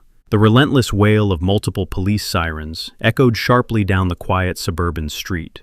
The sound grew exponentially louder, closing in from every direction until it completely swallowed the neighborhood. Darnell, the fiercely loyal neighbor who had lived across the street for 20 years, had been tending his front garden when Brad's car jumped the curb. He had witnessed the violent breach of the front door and heard the terrifying screams of the women inside. Darnell did not hesitate for a single second. He immediately dialed 911, reporting an active home invasion and a violent domestic assault. The flashing red and blue lights suddenly flooded the shattered living room windows, casting violent, chaotic shadows across Brad's terrified face. His grip on Valerie's throat instantly vanished. He stumbled backward, his hands shaking as the reality of his situation finally crushed him. Heavy boots pounded up the front steps.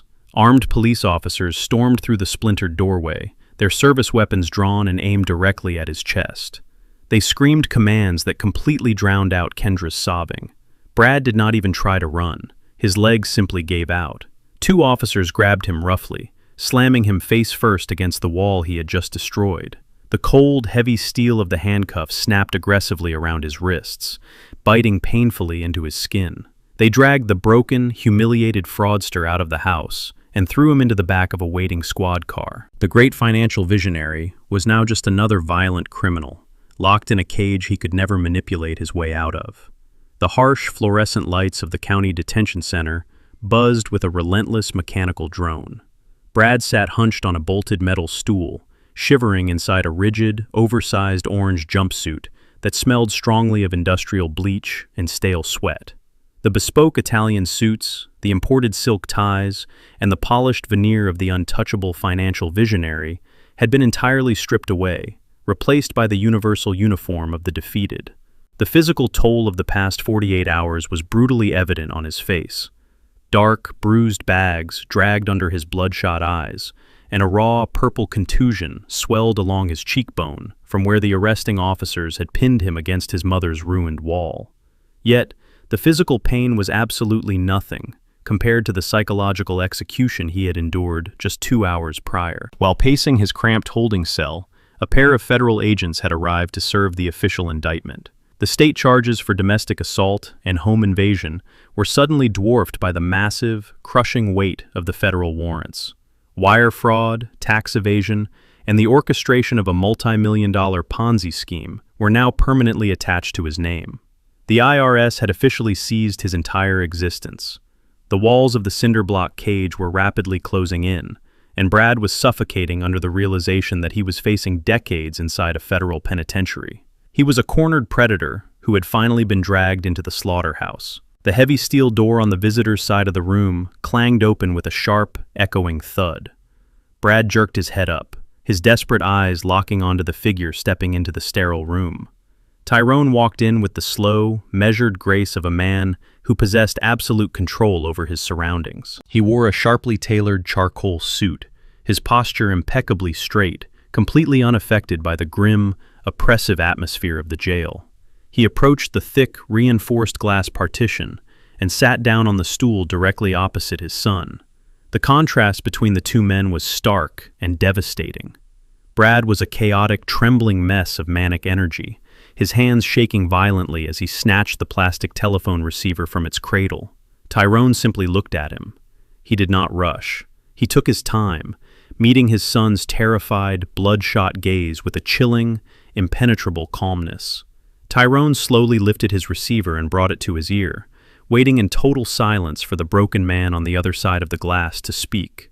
Brad's voice burst through the earpiece, cracking and entirely devoid of the smooth, charismatic cadence he used to con his wealthy investors. Instead of offering an apology or begging for his father's forgiveness, Brad's toxic survival instincts flared into pure, unfiltered venom. He leaned aggressively toward the glass, his breath fogging the clear surface. He demanded that Tyrone immediately liquidate whatever hidden assets he had left, to post the exorbitant bail and hire a team of elite defense attorneys. When Tyrone offered absolutely no response, Brad's desperation curdled into blinding rage. He began to scream into the plastic receiver, his face turning a mottled shade of crimson. He threatened to burn the entire family to the ground if he was left to rot in a federal cage. He explicitly vowed to drag Valerie directly into the center of the federal indictment, promising to provide the IRS with exact dates and account numbers, proving she had supplied the illicit stolen seed money to launch his fraudulent firm.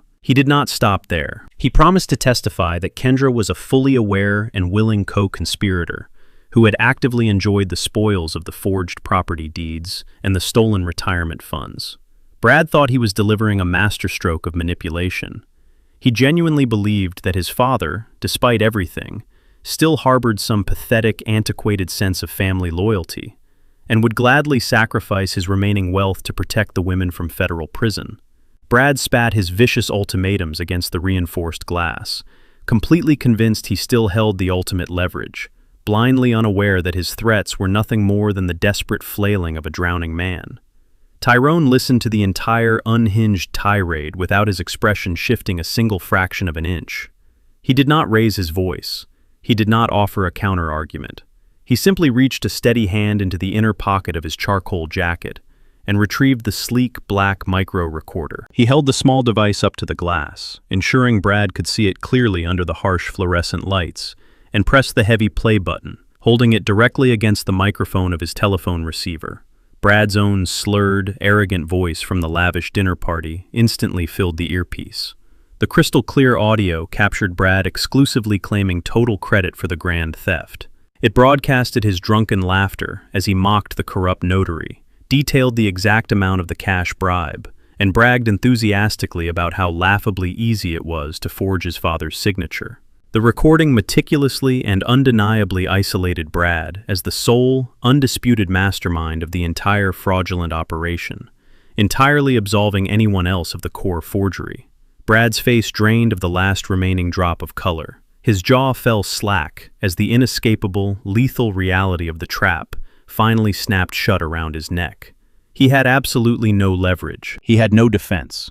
He had proudly dug his own grave and handed his father the shovel. Tyrone calmly placed the recorder back into his jacket pocket. He returned the plastic receiver to its cradle with a sharp, definitive click that severed their connection forever. Tyrone stood up, smoothed the front of his jacket, and turned his back on the glass. Brad completely lost his mind. He dropped the phone and threw his entire body against the partition. He began slamming his fists and his forehead against the thick, unyielding, reinforced glass, screaming silently in absolute total despair. Tyrone walked out of the sterile visitation room with measured, confident steps, leaving the shattered ruins of his son locked in a cage of his own making, without ever looking back. Tyrone pulled his reliable, older sedan into the cracked asphalt parking lot of the roadside motel. The flickering neon sign above the main office buzzed with a low electrical hum, casting a sickly red glow over the dilapidated exterior. He walked slowly toward his ground floor room, the heavy metal key already resting securely in his palm. As he turned the final corner of the outdoor corridor, he stopped. A small, trembling figure was huddled directly in front of his designated door. It was Kendra. The sheer desperation radiating from her posture was palpable from several yards away. The moment she heard the steady rhythm of his approaching footsteps, her head snapped up. Her eyes were completely bloodshot, swollen from hours of uninterrupted, hysterical weeping. She did not attempt to stand and greet him with the arrogant, polished grace she had wielded like a weapon just 2 nights prior. Instead, she practically threw herself forward, collapsing heavily onto her knees right on the filthy, oil-stained concrete. She reached out with shaking, desperate hands, grasping blindly at the hem of Tyrone's trousers. The polished, high-society wife had been entirely erased, replaced by a terrified, whimpering shell of a human being. She sobbed violently, her voice cracking as she begged him for a financial miracle. She pleaded with him to liquidate his hidden commercial assets, to call Bob Goldstein, and to somehow magically produce the millions of dollars required to post Brad's federal bail. She wept about the terrifying reality of the criminal charges, begging Tyrone to save her husband from the federal penitentiary. She screamed that they had made a terrible mistake, that they were out of their depth, and that Tyrone was the only man left in the world with the power and resources to pull them back from the absolute brink of total destruction. Her tears fell freely onto the concrete, a pathetic display of absolute submission. Yet Tyrone stared down at her with a face carved from solid granite. The physical degradation of the woman kneeling before him was a stark, brutal testament to the swiftness of her absolute ruin. The expensive, custom-tailored silk dress she wore was violently torn at the hem and heavily splattered with thick, dark mud. Her usually pristine, salon-styled hair hung in greasy, tangled strands across her tear-streaked face. Her manicured nails were chipped and caked with dirt. The federal asset freeze had not merely locked her bank accounts. It had triggered a catastrophic chain reaction that completely dismantled her fabricated reality. The moment the IRS agents stormed her sprawling, stolen estate, the luxury auto lenders had received the immediate financial red flags. While she was screaming at the federal agents in her foyer, a heavy tow truck had aggressively backed into her driveway. They had unceremoniously hooked up her prized, top-of-the-line Tesla and dragged it away right in front of her shocked, gossiping neighbors. Her platinum credit cards were declined instantly when she tried to hail a premium car service. Left with absolutely zero liquid cash and completely blacklisted from every financial institution in the city, Kendra had been forced to navigate the unforgiving public transit system and trudge through the rain-soaked, muddy streets just to reach this dilapidated motel. The breathtaking speed at which she had plummeted from the absolute pinnacle of stolen wealth to the filthy concrete floor was staggering. She possessed absolutely nothing. The superficial armor of her wealth had been violently ripped away, leaving her entirely exposed to the harsh, unforgiving consequences of her own boundless greed. Tyrone did not flinch. He did not offer a hand to help her up from the freezing pavement. He simply stepped around her trembling form, slid his metal key into the lock, and pushed the heavy wooden door open. He stepped briefly into the dark motel room, leaving Kendra weeping on the threshold. A moment later, he emerged holding a thick, heavy manila envelope bursting with sordid documents. He stood over her, his expression utterly devoid of warmth or paternal sympathy. With a swift, sharp motion, he threw the envelope directly at her. The heavy stack of papers hit her chest and exploded outward, scattering a blizzard of meticulously filed receipts and financial records across the muddy concrete. Kendra gasped, scrambling to gather the pages, her tear-filled eyes widening as she recognized the specific figures printed on the scattered sheets. Tyrone's voice cut through the damp night air with the lethal, surgical precision of a sharpened blade. He demanded she look closely at the debts she had so conveniently forgotten. The papers were an itemized, undeniable record of decades of monumental sacrifice. There were the towering invoices for the elite university tuition she and Brad had demanded, funds Tyrone had provided by working exhaustive, grueling overtime shifts. There were the loan documents for the luxury vehicles they felt absolutely entitled to drive straight out of college. There were the staggering, detailed receipts for their lavish, ostentatious wedding, a massive financial burden Tyrone had shouldered simply to protect them from starting their marriage in debt. And resting right on top of the muddy pile was the ultimate, unforgivable document. It was the certified bank statement highlighting the exact, massive withdrawal of his entire retirement fund. The very money they had ruthlessly stolen to blindly feed Brad's collapsing Ponzi scheme. Tyrone looked down at her shivering form and delivered his ultimatum. He coldly instructed her to calculate the total sum of those papers.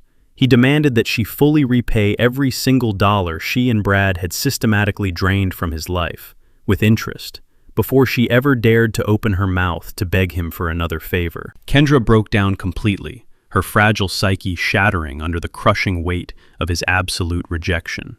She clutched the muddy, damning receipts tightly to her chest, her body racked with violent, uncontrollable sobs. In a final, desperate bid for survival, she attempted to weaponize the very emotional bonds she had previously treated with such profound contempt. She begged for his mercy, invoking the sacred concept of family and appealing desperately to his capacity for fatherly love. She screamed that they shared a bloodline, that they were inextricably linked, and that a father could not possibly abandon his own children to the ruthless jaws of the federal justice system. She swore on her life that they would change their ways, promising to dedicate the rest of their existence to earning back his trust and repaying the monumental debts scattered on the ground.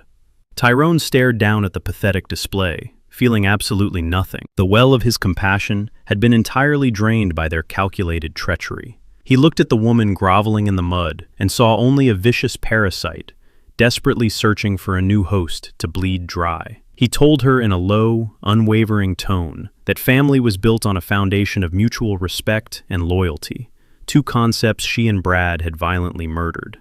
He stated clearly that the traitorous bloodline she spoke of meant absolutely nothing to him anymore. He forcefully pried her muddy, grasping fingers off his polished shoes. He stepped backward into the cold, sterile shadows of the motel room.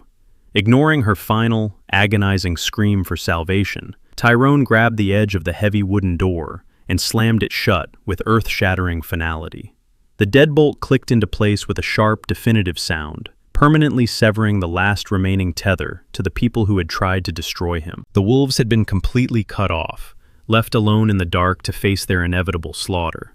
The relentless, freezing downpour washed over the city, turning the suburban streets into slick, gray rivers. At the edge of the most affluent neighborhood, the heavy wrought iron gates of Valerie's sprawling mansion were now bound by thick steel chains. Bright, fluorescent notices of federal seizure and immediate commercial foreclosure plastered the pristine double doors.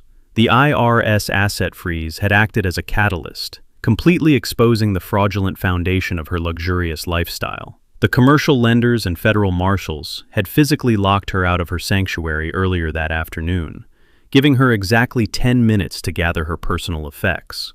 The expensive, imported leather luggage she preferred had been confiscated by the agents as assets purchased with illicit funds.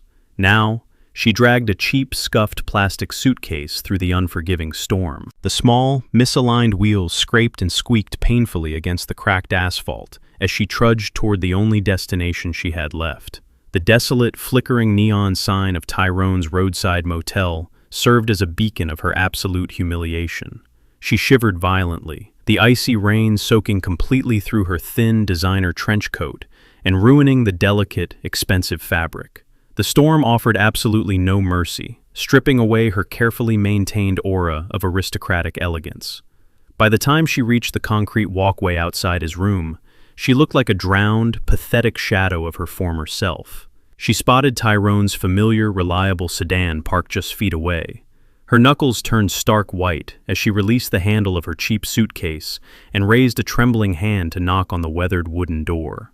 The sound was weak, completely lacking the commanding, entitled authority she usually wielded. She stood in the freezing downpour, water cascading down her ruined makeup, desperately waiting for the man she had despised and manipulated for decades to open the door and grant her shelter.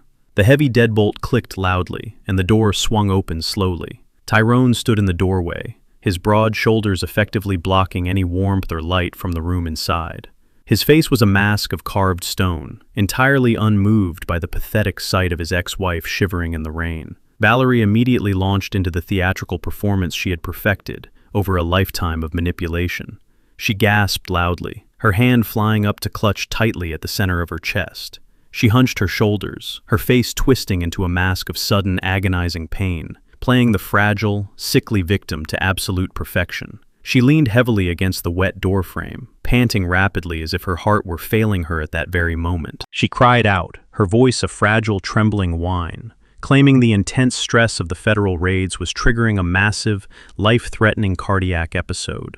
Without pausing for breath, she aggressively pivoted to casting herself as the ultimate victim of their son's madness. She wept loudly, spinning a fabricated narrative where Brad had entirely deceived her, forcefully extorting her hidden savings and keeping her completely in the dark about his illegal Ponzi scheme. She sobbed that she was just an innocent, terrified mother who had been ruthlessly exploited by a monster. She begged Tyrone to look past their bitter history, insisting that they were both victims of the exact same betrayal, desperately hoping he would offer her a warm bed and the protection of his remaining wealth.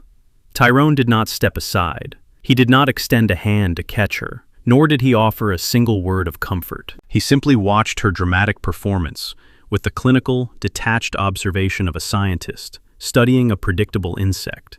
When her fake sobbing reached its theatrical peak, he reached into the inside pocket of his jacket and withdrew a thick, heavy manila envelope. He did not invite her out of the freezing rain. Instead, he slapped the heavy folder directly against her wet chest, forcing her to drop her act and grab it to prevent the papers from falling into the mud. Valerie's feigned heart palpitations instantly vanished as she looked down at the documents. Tyrone's voice was as cold and sharp as the winter storm crashing around them. He calmly instructed her to read the top page. It was a formal, heavily stamped legal decree from a federal judge. The document officially nullified their original divorce settlement and ordered the immediate, permanent termination of her lifelong alimony.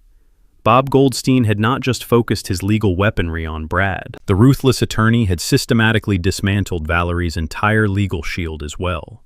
Tyrone pulled out a second stack of papers from the envelope, thrusting them into her trembling hands. These were not financial records. They were certified, comprehensive medical transcripts spanning the last 10 years. Tyrone stated with absolute, crushing finality that he had hired private medical investigators long before Brad's recent betrayal. The documents definitively proved that Valerie had never suffered from a single cardiac issue in her entire life. Her supposedly failing heart was a meticulously fabricated lie, a convenient manipulative weapon she had wielded for a decade to extort sympathy, leverage generous divorce terms, and bleed his finances dry under the guise of exorbitant medical expenses. Tyrone detailed exactly how Bob Goldstein had used these medical records, combined with the irrefutable evidence of her funding Brad's illegal schemes, to petition the court. The judge had ruled her initial divorce settlement a product of systemic criminal fraud. Every single dollar she had taken from him was legally categorized as stolen, stripping her of all remaining property rights and leaving her exposed to massive civil penalties. The color completely drained from Valerie's face, leaving her looking like a hollow, rain-soaked ghost.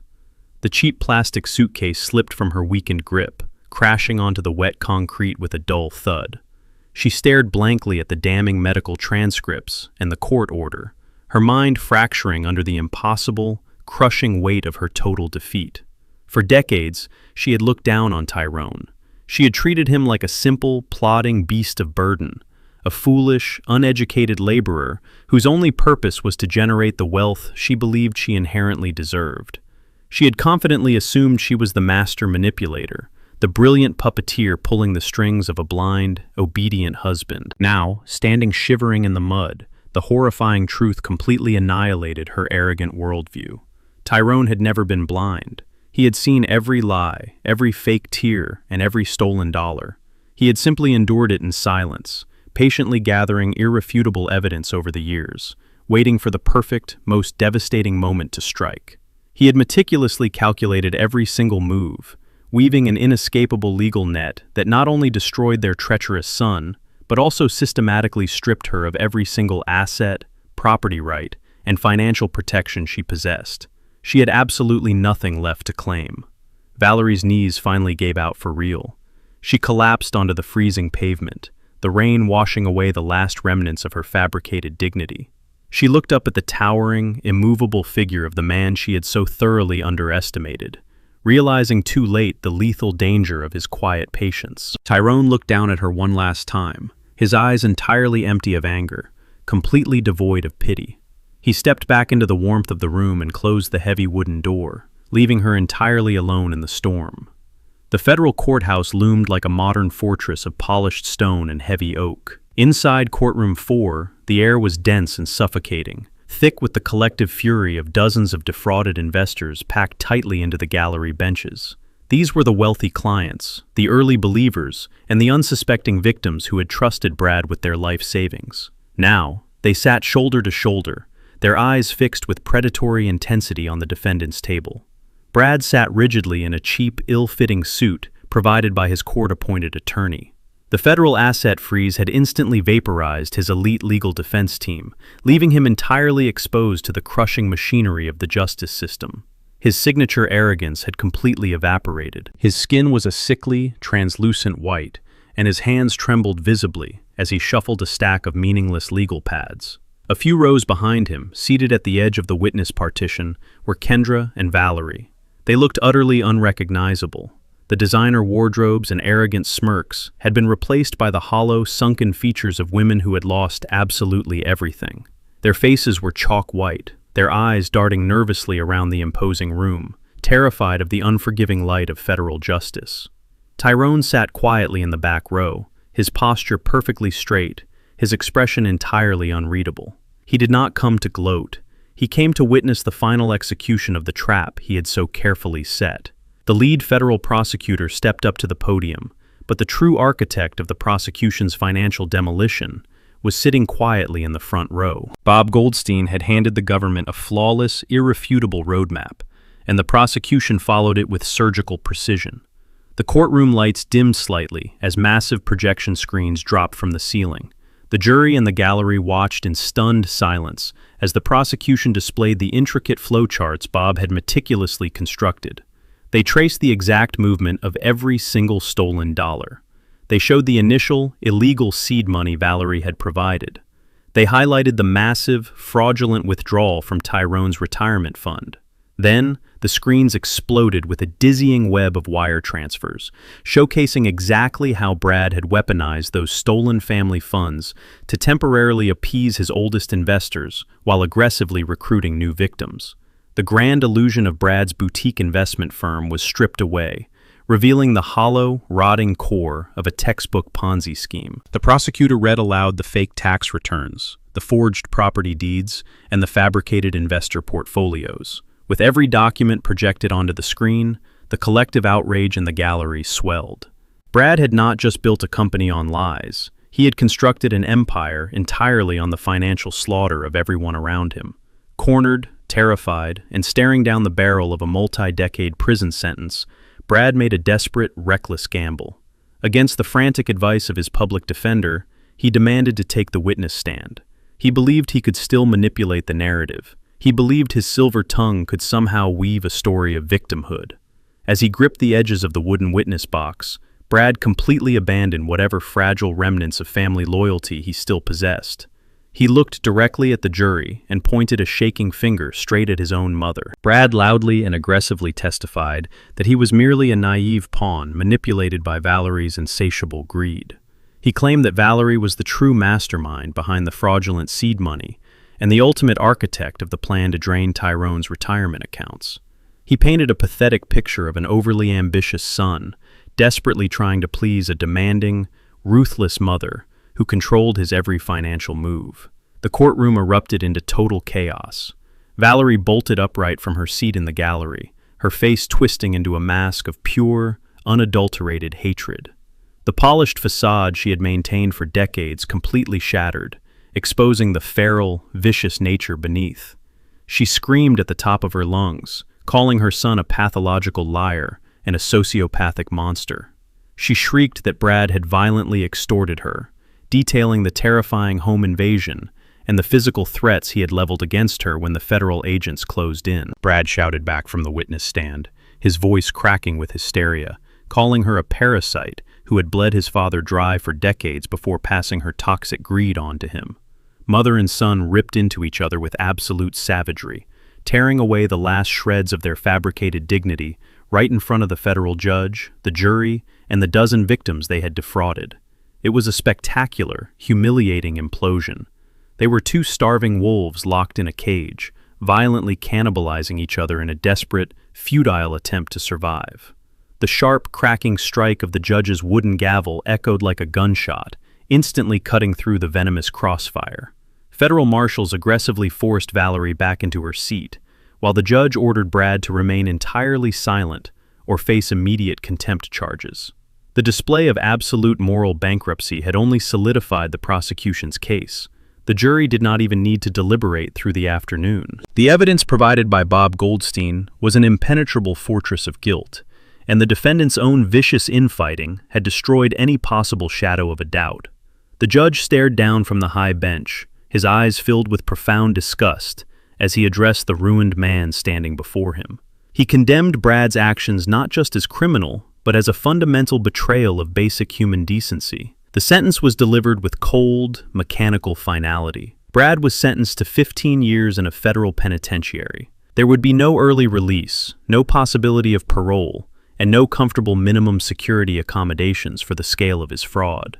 The judge then turned his attention to Valerie. While her direct involvement in the day-to-day operation of the Ponzi scheme was lesser, her role in providing the illicit seed money and harboring stolen assets was undeniable. She was handed a 5-year suspended sentence, narrowly avoiding a prison cell, but the true punishment was far more devastating. The judge slapped her with a staggering, life-ruining restitution order. She would spend the rest of her miserable existence legally obligated to surrender every single dollar she earned to repay the victims her son had defrauded. She was permanently stripped of her wealth, her status, and her future. The heavy steel doors of the courtroom swung open as the bailiffs approached the defense table. The sharp, metallic click of handcuffs snapping securely around Brad's wrists echoed loudly in the silent room. He was marched down the center aisle, his head bowed, his shoulders slumped beneath the crushing reality of a decade and a half behind bars. Tyrone remained seated in the back row until the courtroom began to clear. He did not smile. He did not celebrate. He simply watched the natural consequences of greed perfectly execute their function. The parasitic family that had tried to consume his life was now officially and permanently shredded. Tyrone stood up, adjusted his coat, and walked out the heavy oak doors, stepping forward into the bright, unobstructed sunlight of a life finally reclaimed. The morning air was crisp and carried the sharp, metallic scent of progress. Tyrone stood on the edge of the sprawling, fenced-off lot in the absolute heart of the city's financial district. The cheap, ill-fitting clothes he had worn during his days of strategic exile were entirely gone. In their place, he wore a bespoke, charcoal-gray suit that draped perfectly over his broad shoulders, radiating an aura of quiet, unshakable authority. He held a rolled-up blueprint in his right hand, tapping it gently against his thigh as he surveyed the massive expanse of dirt and broken concrete. This was no longer just a vacant lot. As of 8 o'clock this morning, the City Planning Commission had officially stamped the final approval for the groundbreaking of his new commercial high-rise. The heavy machinery was already lining up at the perimeter, idling with a low, rumbling growl that vibrated through the soles of his polished leather shoes. Foremen in high-visibility vests shouted orders over the roar of diesel engines, directing flatbed trucks loaded with steel rebar and heavy-duty excavators. Tyrone watched the orchestrated chaos with a deep, profound sense of satisfaction. This was the true manifestation of his power. He had not merely survived the vicious ambush his own family had laid for him. He had actively utilized their betrayal to clear the toxic debris from his path. The commercial loan that Brad had foolishly triggered by stealing the suburban house had been cleanly settled using the initial, guaranteed returns from this very development. Tyrone was no longer a retired foreman clinging to a quiet life in the suburbs. He was the undisputed architect of a multi-million-dollar skyline addition, standing at the absolute apex of his lifelong ambitions. This prime piece of real estate was not an overnight acquisition, or the result of a lucky gamble. It was the ultimate culmination of decades of disciplined foresight, monumental risk, and agonizing patience. While his son had chased the fleeting, hollow high of immediate gratification and fraudulent wealth, Tyrone had spent years quietly studying the city's zoning trajectory. He had identified this specific, neglected parcel of land back when it was nothing more than an abandoned industrial warehouse district. He had leveraged his own home, risked his entire financial foundation, and locked the asset away in an ironclad trust, waiting for the inevitable municipal expansion to catch up with his vision. The land represented everything Tyrone stood for. It required a solid foundation, meticulous planning, and an unwavering commitment to the long game. Brad had looked at his father and seen an antiquated dinosaur incapable of understanding modern wealth. He had entirely failed to recognize that true, generational power was not built on flashy digital marketing, stolen seed money, or empty arrogance. It was built on the slow, brutal manipulation of concrete, steel, and unyielding patience. The towering structure that would soon rise from this dirt would stand as a permanent physical monument to Tyrone's absolute triumph and his enemy's total ruin. As Tyrone reviewed the structural blueprints with the lead site engineer, a subtle movement across the bustling four-lane avenue caught his periphery. He dismissed the engineer with a brief nod and stepped closer to the chain-link perimeter fence, his sharp gaze narrowing. There, standing on the cracked pavement near a rusted bus stop, was Kendra. The physical transformation was so severe and violent that a casual observer would have walked right past her without a second glance. The glowing, arrogant socialite who had once hosted lavish, stolen dinners was entirely eradicated. Her posture, once artificially elevated by designer heels and unearned pride, was completely broken. She was visibly emaciated, the sharp angles of her collarbones protruding harshly against the cheap, stiff fabric of a generic industrial cleaning uniform. The vibrant, salon-maintained hair she used to obsess over was pulled back into a tight, greasy knot, exposing a face weathered by profound stress, sleep deprivation, and the crushing reality of absolute poverty. She carried a heavy, sloshing plastic bucket in one hand and a bundle of stained microfiber rags in the other, trudging heavily toward the service entrance of a nearby mid-tier office building. The federal asset freeze, the public exposure of the Ponzi scheme, and the subsequent criminal fallout had left her completely blacklisted from any respectable employment. With her husband rotting in a federal penitentiary and her stolen lifestyle rendered into dust, she had been brutally forced into the very manual labor she had spent her entire adult life mocking. As a heavy cement truck roared past, parting the morning traffic, Kendra paused to set her heavy bucket down on the curb. She wiped a streak of dirty sweat from her forehead with a scarred hand and slowly lifted her gaze across the wide street. In that chaotic, noisy intersection, amidst the blaring horns and rumbling engines, her dull, hollow eyes locked directly onto Tyrone. The air between them seemed to instantly freeze, drowning out the deafening noise of the city construction.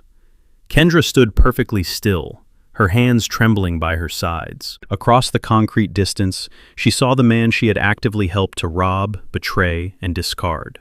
She saw him not as the broken victim she had left shivering in the mud, but as a towering figure of wealth and unshakable authority, standing confidently before a vast empire of his own making.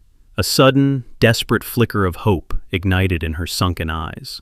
Her chest heaved, and she instinctively took a half-step forward, leaning her weight over the edge of the curb. She opened her dry mouth, perhaps to shout his name over the traffic, perhaps to beg for one final scrap of financial mercy, or perhaps to ask for the smallest fraction of the forgiveness she absolutely did not deserve. Tyrone did not move an inch. He did not scowl, nor did he offer a vindictive, triumphant smile. He simply stared back at her with eyes as cold and unforgiving as the steel girders piling up behind him. There was no fatherly warmth left for her to exploit. There was no hidden well of compassion waiting to be tapped by fake tears. He looked at her not as family, but as a completely irrelevant stranger who had failed to destroy him. The absolute, chilling emptiness of his gaze hit Kendra with the force of a physical blow. The desperate hope died instantly in her throat.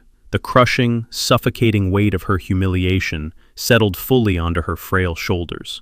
She realized, with absolute and terrifying finality, that that door was permanently welded shut. She swallowed hard, her chin dropping in utter defeat. She picked up her heavy, dirty bucket, her shoulders slumping further under the burden of her ruined life, and turned her back. She shuffled away into the dark, damp shadows of the service alley, disappearing completely into the harsh, unforgiving reality she had earned. Tyrone watched her fade into the background for only a second. He turned his back to the street, smoothly adjusted his tailored cuffs, and walked firmly into the bustling construction site, ready to build the rest of his life.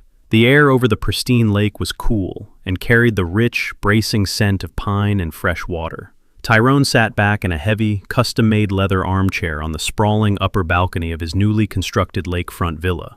The architectural masterpiece of glass, steel, and dark timber stood as the ultimate crown jewel of his now completely unencumbered portfolio. Below him, the vast expanse of the lake perfectly mirrored the spectacular, bleeding colors of the setting sun. Slashes of brilliant crimson, deep, violent orange, and fading gold painted the horizon, slowly giving way to the encroaching, peaceful twilight. It was a breathtaking view, one that money alone could not truly buy without the requisite patience and vision to secure the perfect plot of earth. Tyrone rested his forearms on the smooth, polished mahogany of the balcony railing. He breathed in deeply, letting the pure, unfiltered air fill his lungs. There was no smell of stale motel tobacco here. There was no suffocating stench of betrayal, no hushed whispers of corporate fraud, and no cloying perfume of fake aristocratic desperation. There was only absolute, undisturbed peace. The distant, rhythmic lapping of the water against his private stone dock provided a natural, soothing soundtrack to his solitude. He looked down at his own hands. The thick calluses from decades of hard labor were still there, permanently etched into his skin, but the severe tension that had gripped his knuckles for years had completely vanished. He had spent his entire life building strong, enduring fortresses for other people, laying heavy bricks for ungrateful hands to claim. Now, he sat in a fortress built exclusively for himself. The silence of the massive property was not lonely or isolating. It was a rich, heavy silence that spoke of total autonomy and supreme victory. He watched a lone hawk circle high above the darkening tree line, a solitary predator returning to its nest, and felt a profound kinship with the creature. He had survived the harshest, most treacherous winter of his life, and he had emerged completely victorious. The tranquil silence of the evening was gently broken by the low, electrical hum of an approaching vehicle. A sleek, customized golf cart crunched smoothly along the winding, crushed gravel driveway, leading up to the main gates of the villa. Tyrone did not need to check the state-of-the-art security cameras to know who was arriving. Darnell pulled the cart to a halt near the grand entrance, stepping out with a wide, easy grin. Darnell was the man who had lived across the street from Tyrone's old suburban prison. He was the fiercely loyal, observant neighbor who had witnessed Brad's violent rampage and made the fateful emergency call that summoned the police to Valerie's doorstep, ultimately sealing Brad's immediate physical downfall. Tyrone had never forgotten that critical moment of intervention. While Tyrone had moved into the stratosphere of commercial real estate moguls, developing high-rises and expanding his empire, he had ensured Darnell was exceptionally well taken care of. Tyrone had quietly facilitated a massive, anonymous upgrade to Darnell's own retirement portfolio as a silent token of lifelong gratitude. Darnell walked through the open glass doors onto the expansive balcony, carrying a heavy, velvet-lined box under his arm. He wore a simple polo shirt and khakis, completely unfazed by the staggering luxury surrounding him. He set the box down on the low outdoor table between them and popped the brass clasp. Inside rested a rare, impeccably aged bottle of Kentucky bourbon, a highly exclusive reserve batch that cost more than most people earned in an entire month. Darnell pulled out 2 heavy crystal tumblers, his grin reflecting the fading amber light of the beautiful sunset.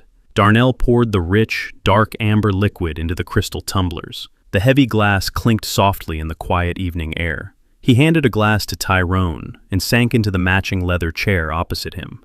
For a long moment, the two men simply sat in companionable silence, watching the last slivers of the sun dip below the dark tree line. Darnell took a slow, appreciative sip of the bourbon, letting the complex flavors settle before he finally spoke. His voice was quiet, lacking its usual boisterous energy, carrying the heavy weight of a profound question he had clearly been harboring for months. He looked directly at Tyrone and asked the one thing nobody else dared to voice. He asked if, in the quiet, solitary hours of the night, Tyrone ever felt a single, fleeting pang of regret. He asked if it bothered him, even slightly, that he had forcefully orchestrated the absolute, total annihilation of his own son and his former wife, driving them to the absolute brink of human despair and locking them in cages of their own making. Tyrone did not flinch. He did not look away, nor did his expression harden into defensive anger. He held the crystal tumbler up to the fading light, inspecting the pristine clarity of the liquor. His eyes were razor sharp, carrying the immense depth of a man who had stared directly into the abyss and learned exactly how to conquer it. His face remained an impenetrable mask of pure, undisturbed tranquility. He took his time, allowing the cool evening breeze to rustle the pine trees around them. He looked at Darnell, recognizing the genuine concern of a good man who still believed in the inherent sanctity of family bonds. Tyrone understood that Darnell viewed the world through a lens of forgiveness, a luxury Tyrone could no longer afford. He lowered the glass, resting it on the armrest, and prepared to deliver a truth that was as harsh and unyielding as the concrete foundations he had poured his entire life. Tyrone's voice was smooth, resonant, and entirely devoid of sorrow. He looked out over the darkened water and delivered his final verdict.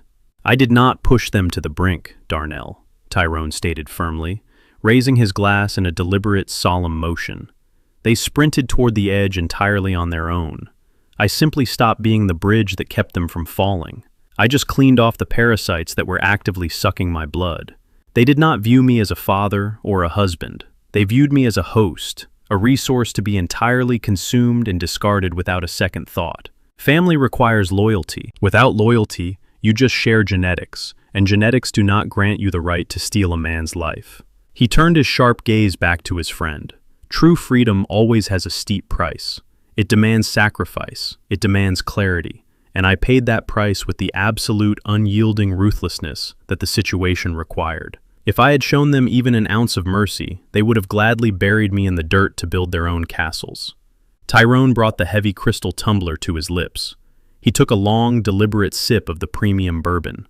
The spicy, oak-aged liquor burned a hot, satisfying trail down his throat, a perfect physical mirror of the fiery trial he had survived. A slow, deeply contented smile spread across his weathered face, softening the harsh lines of his features.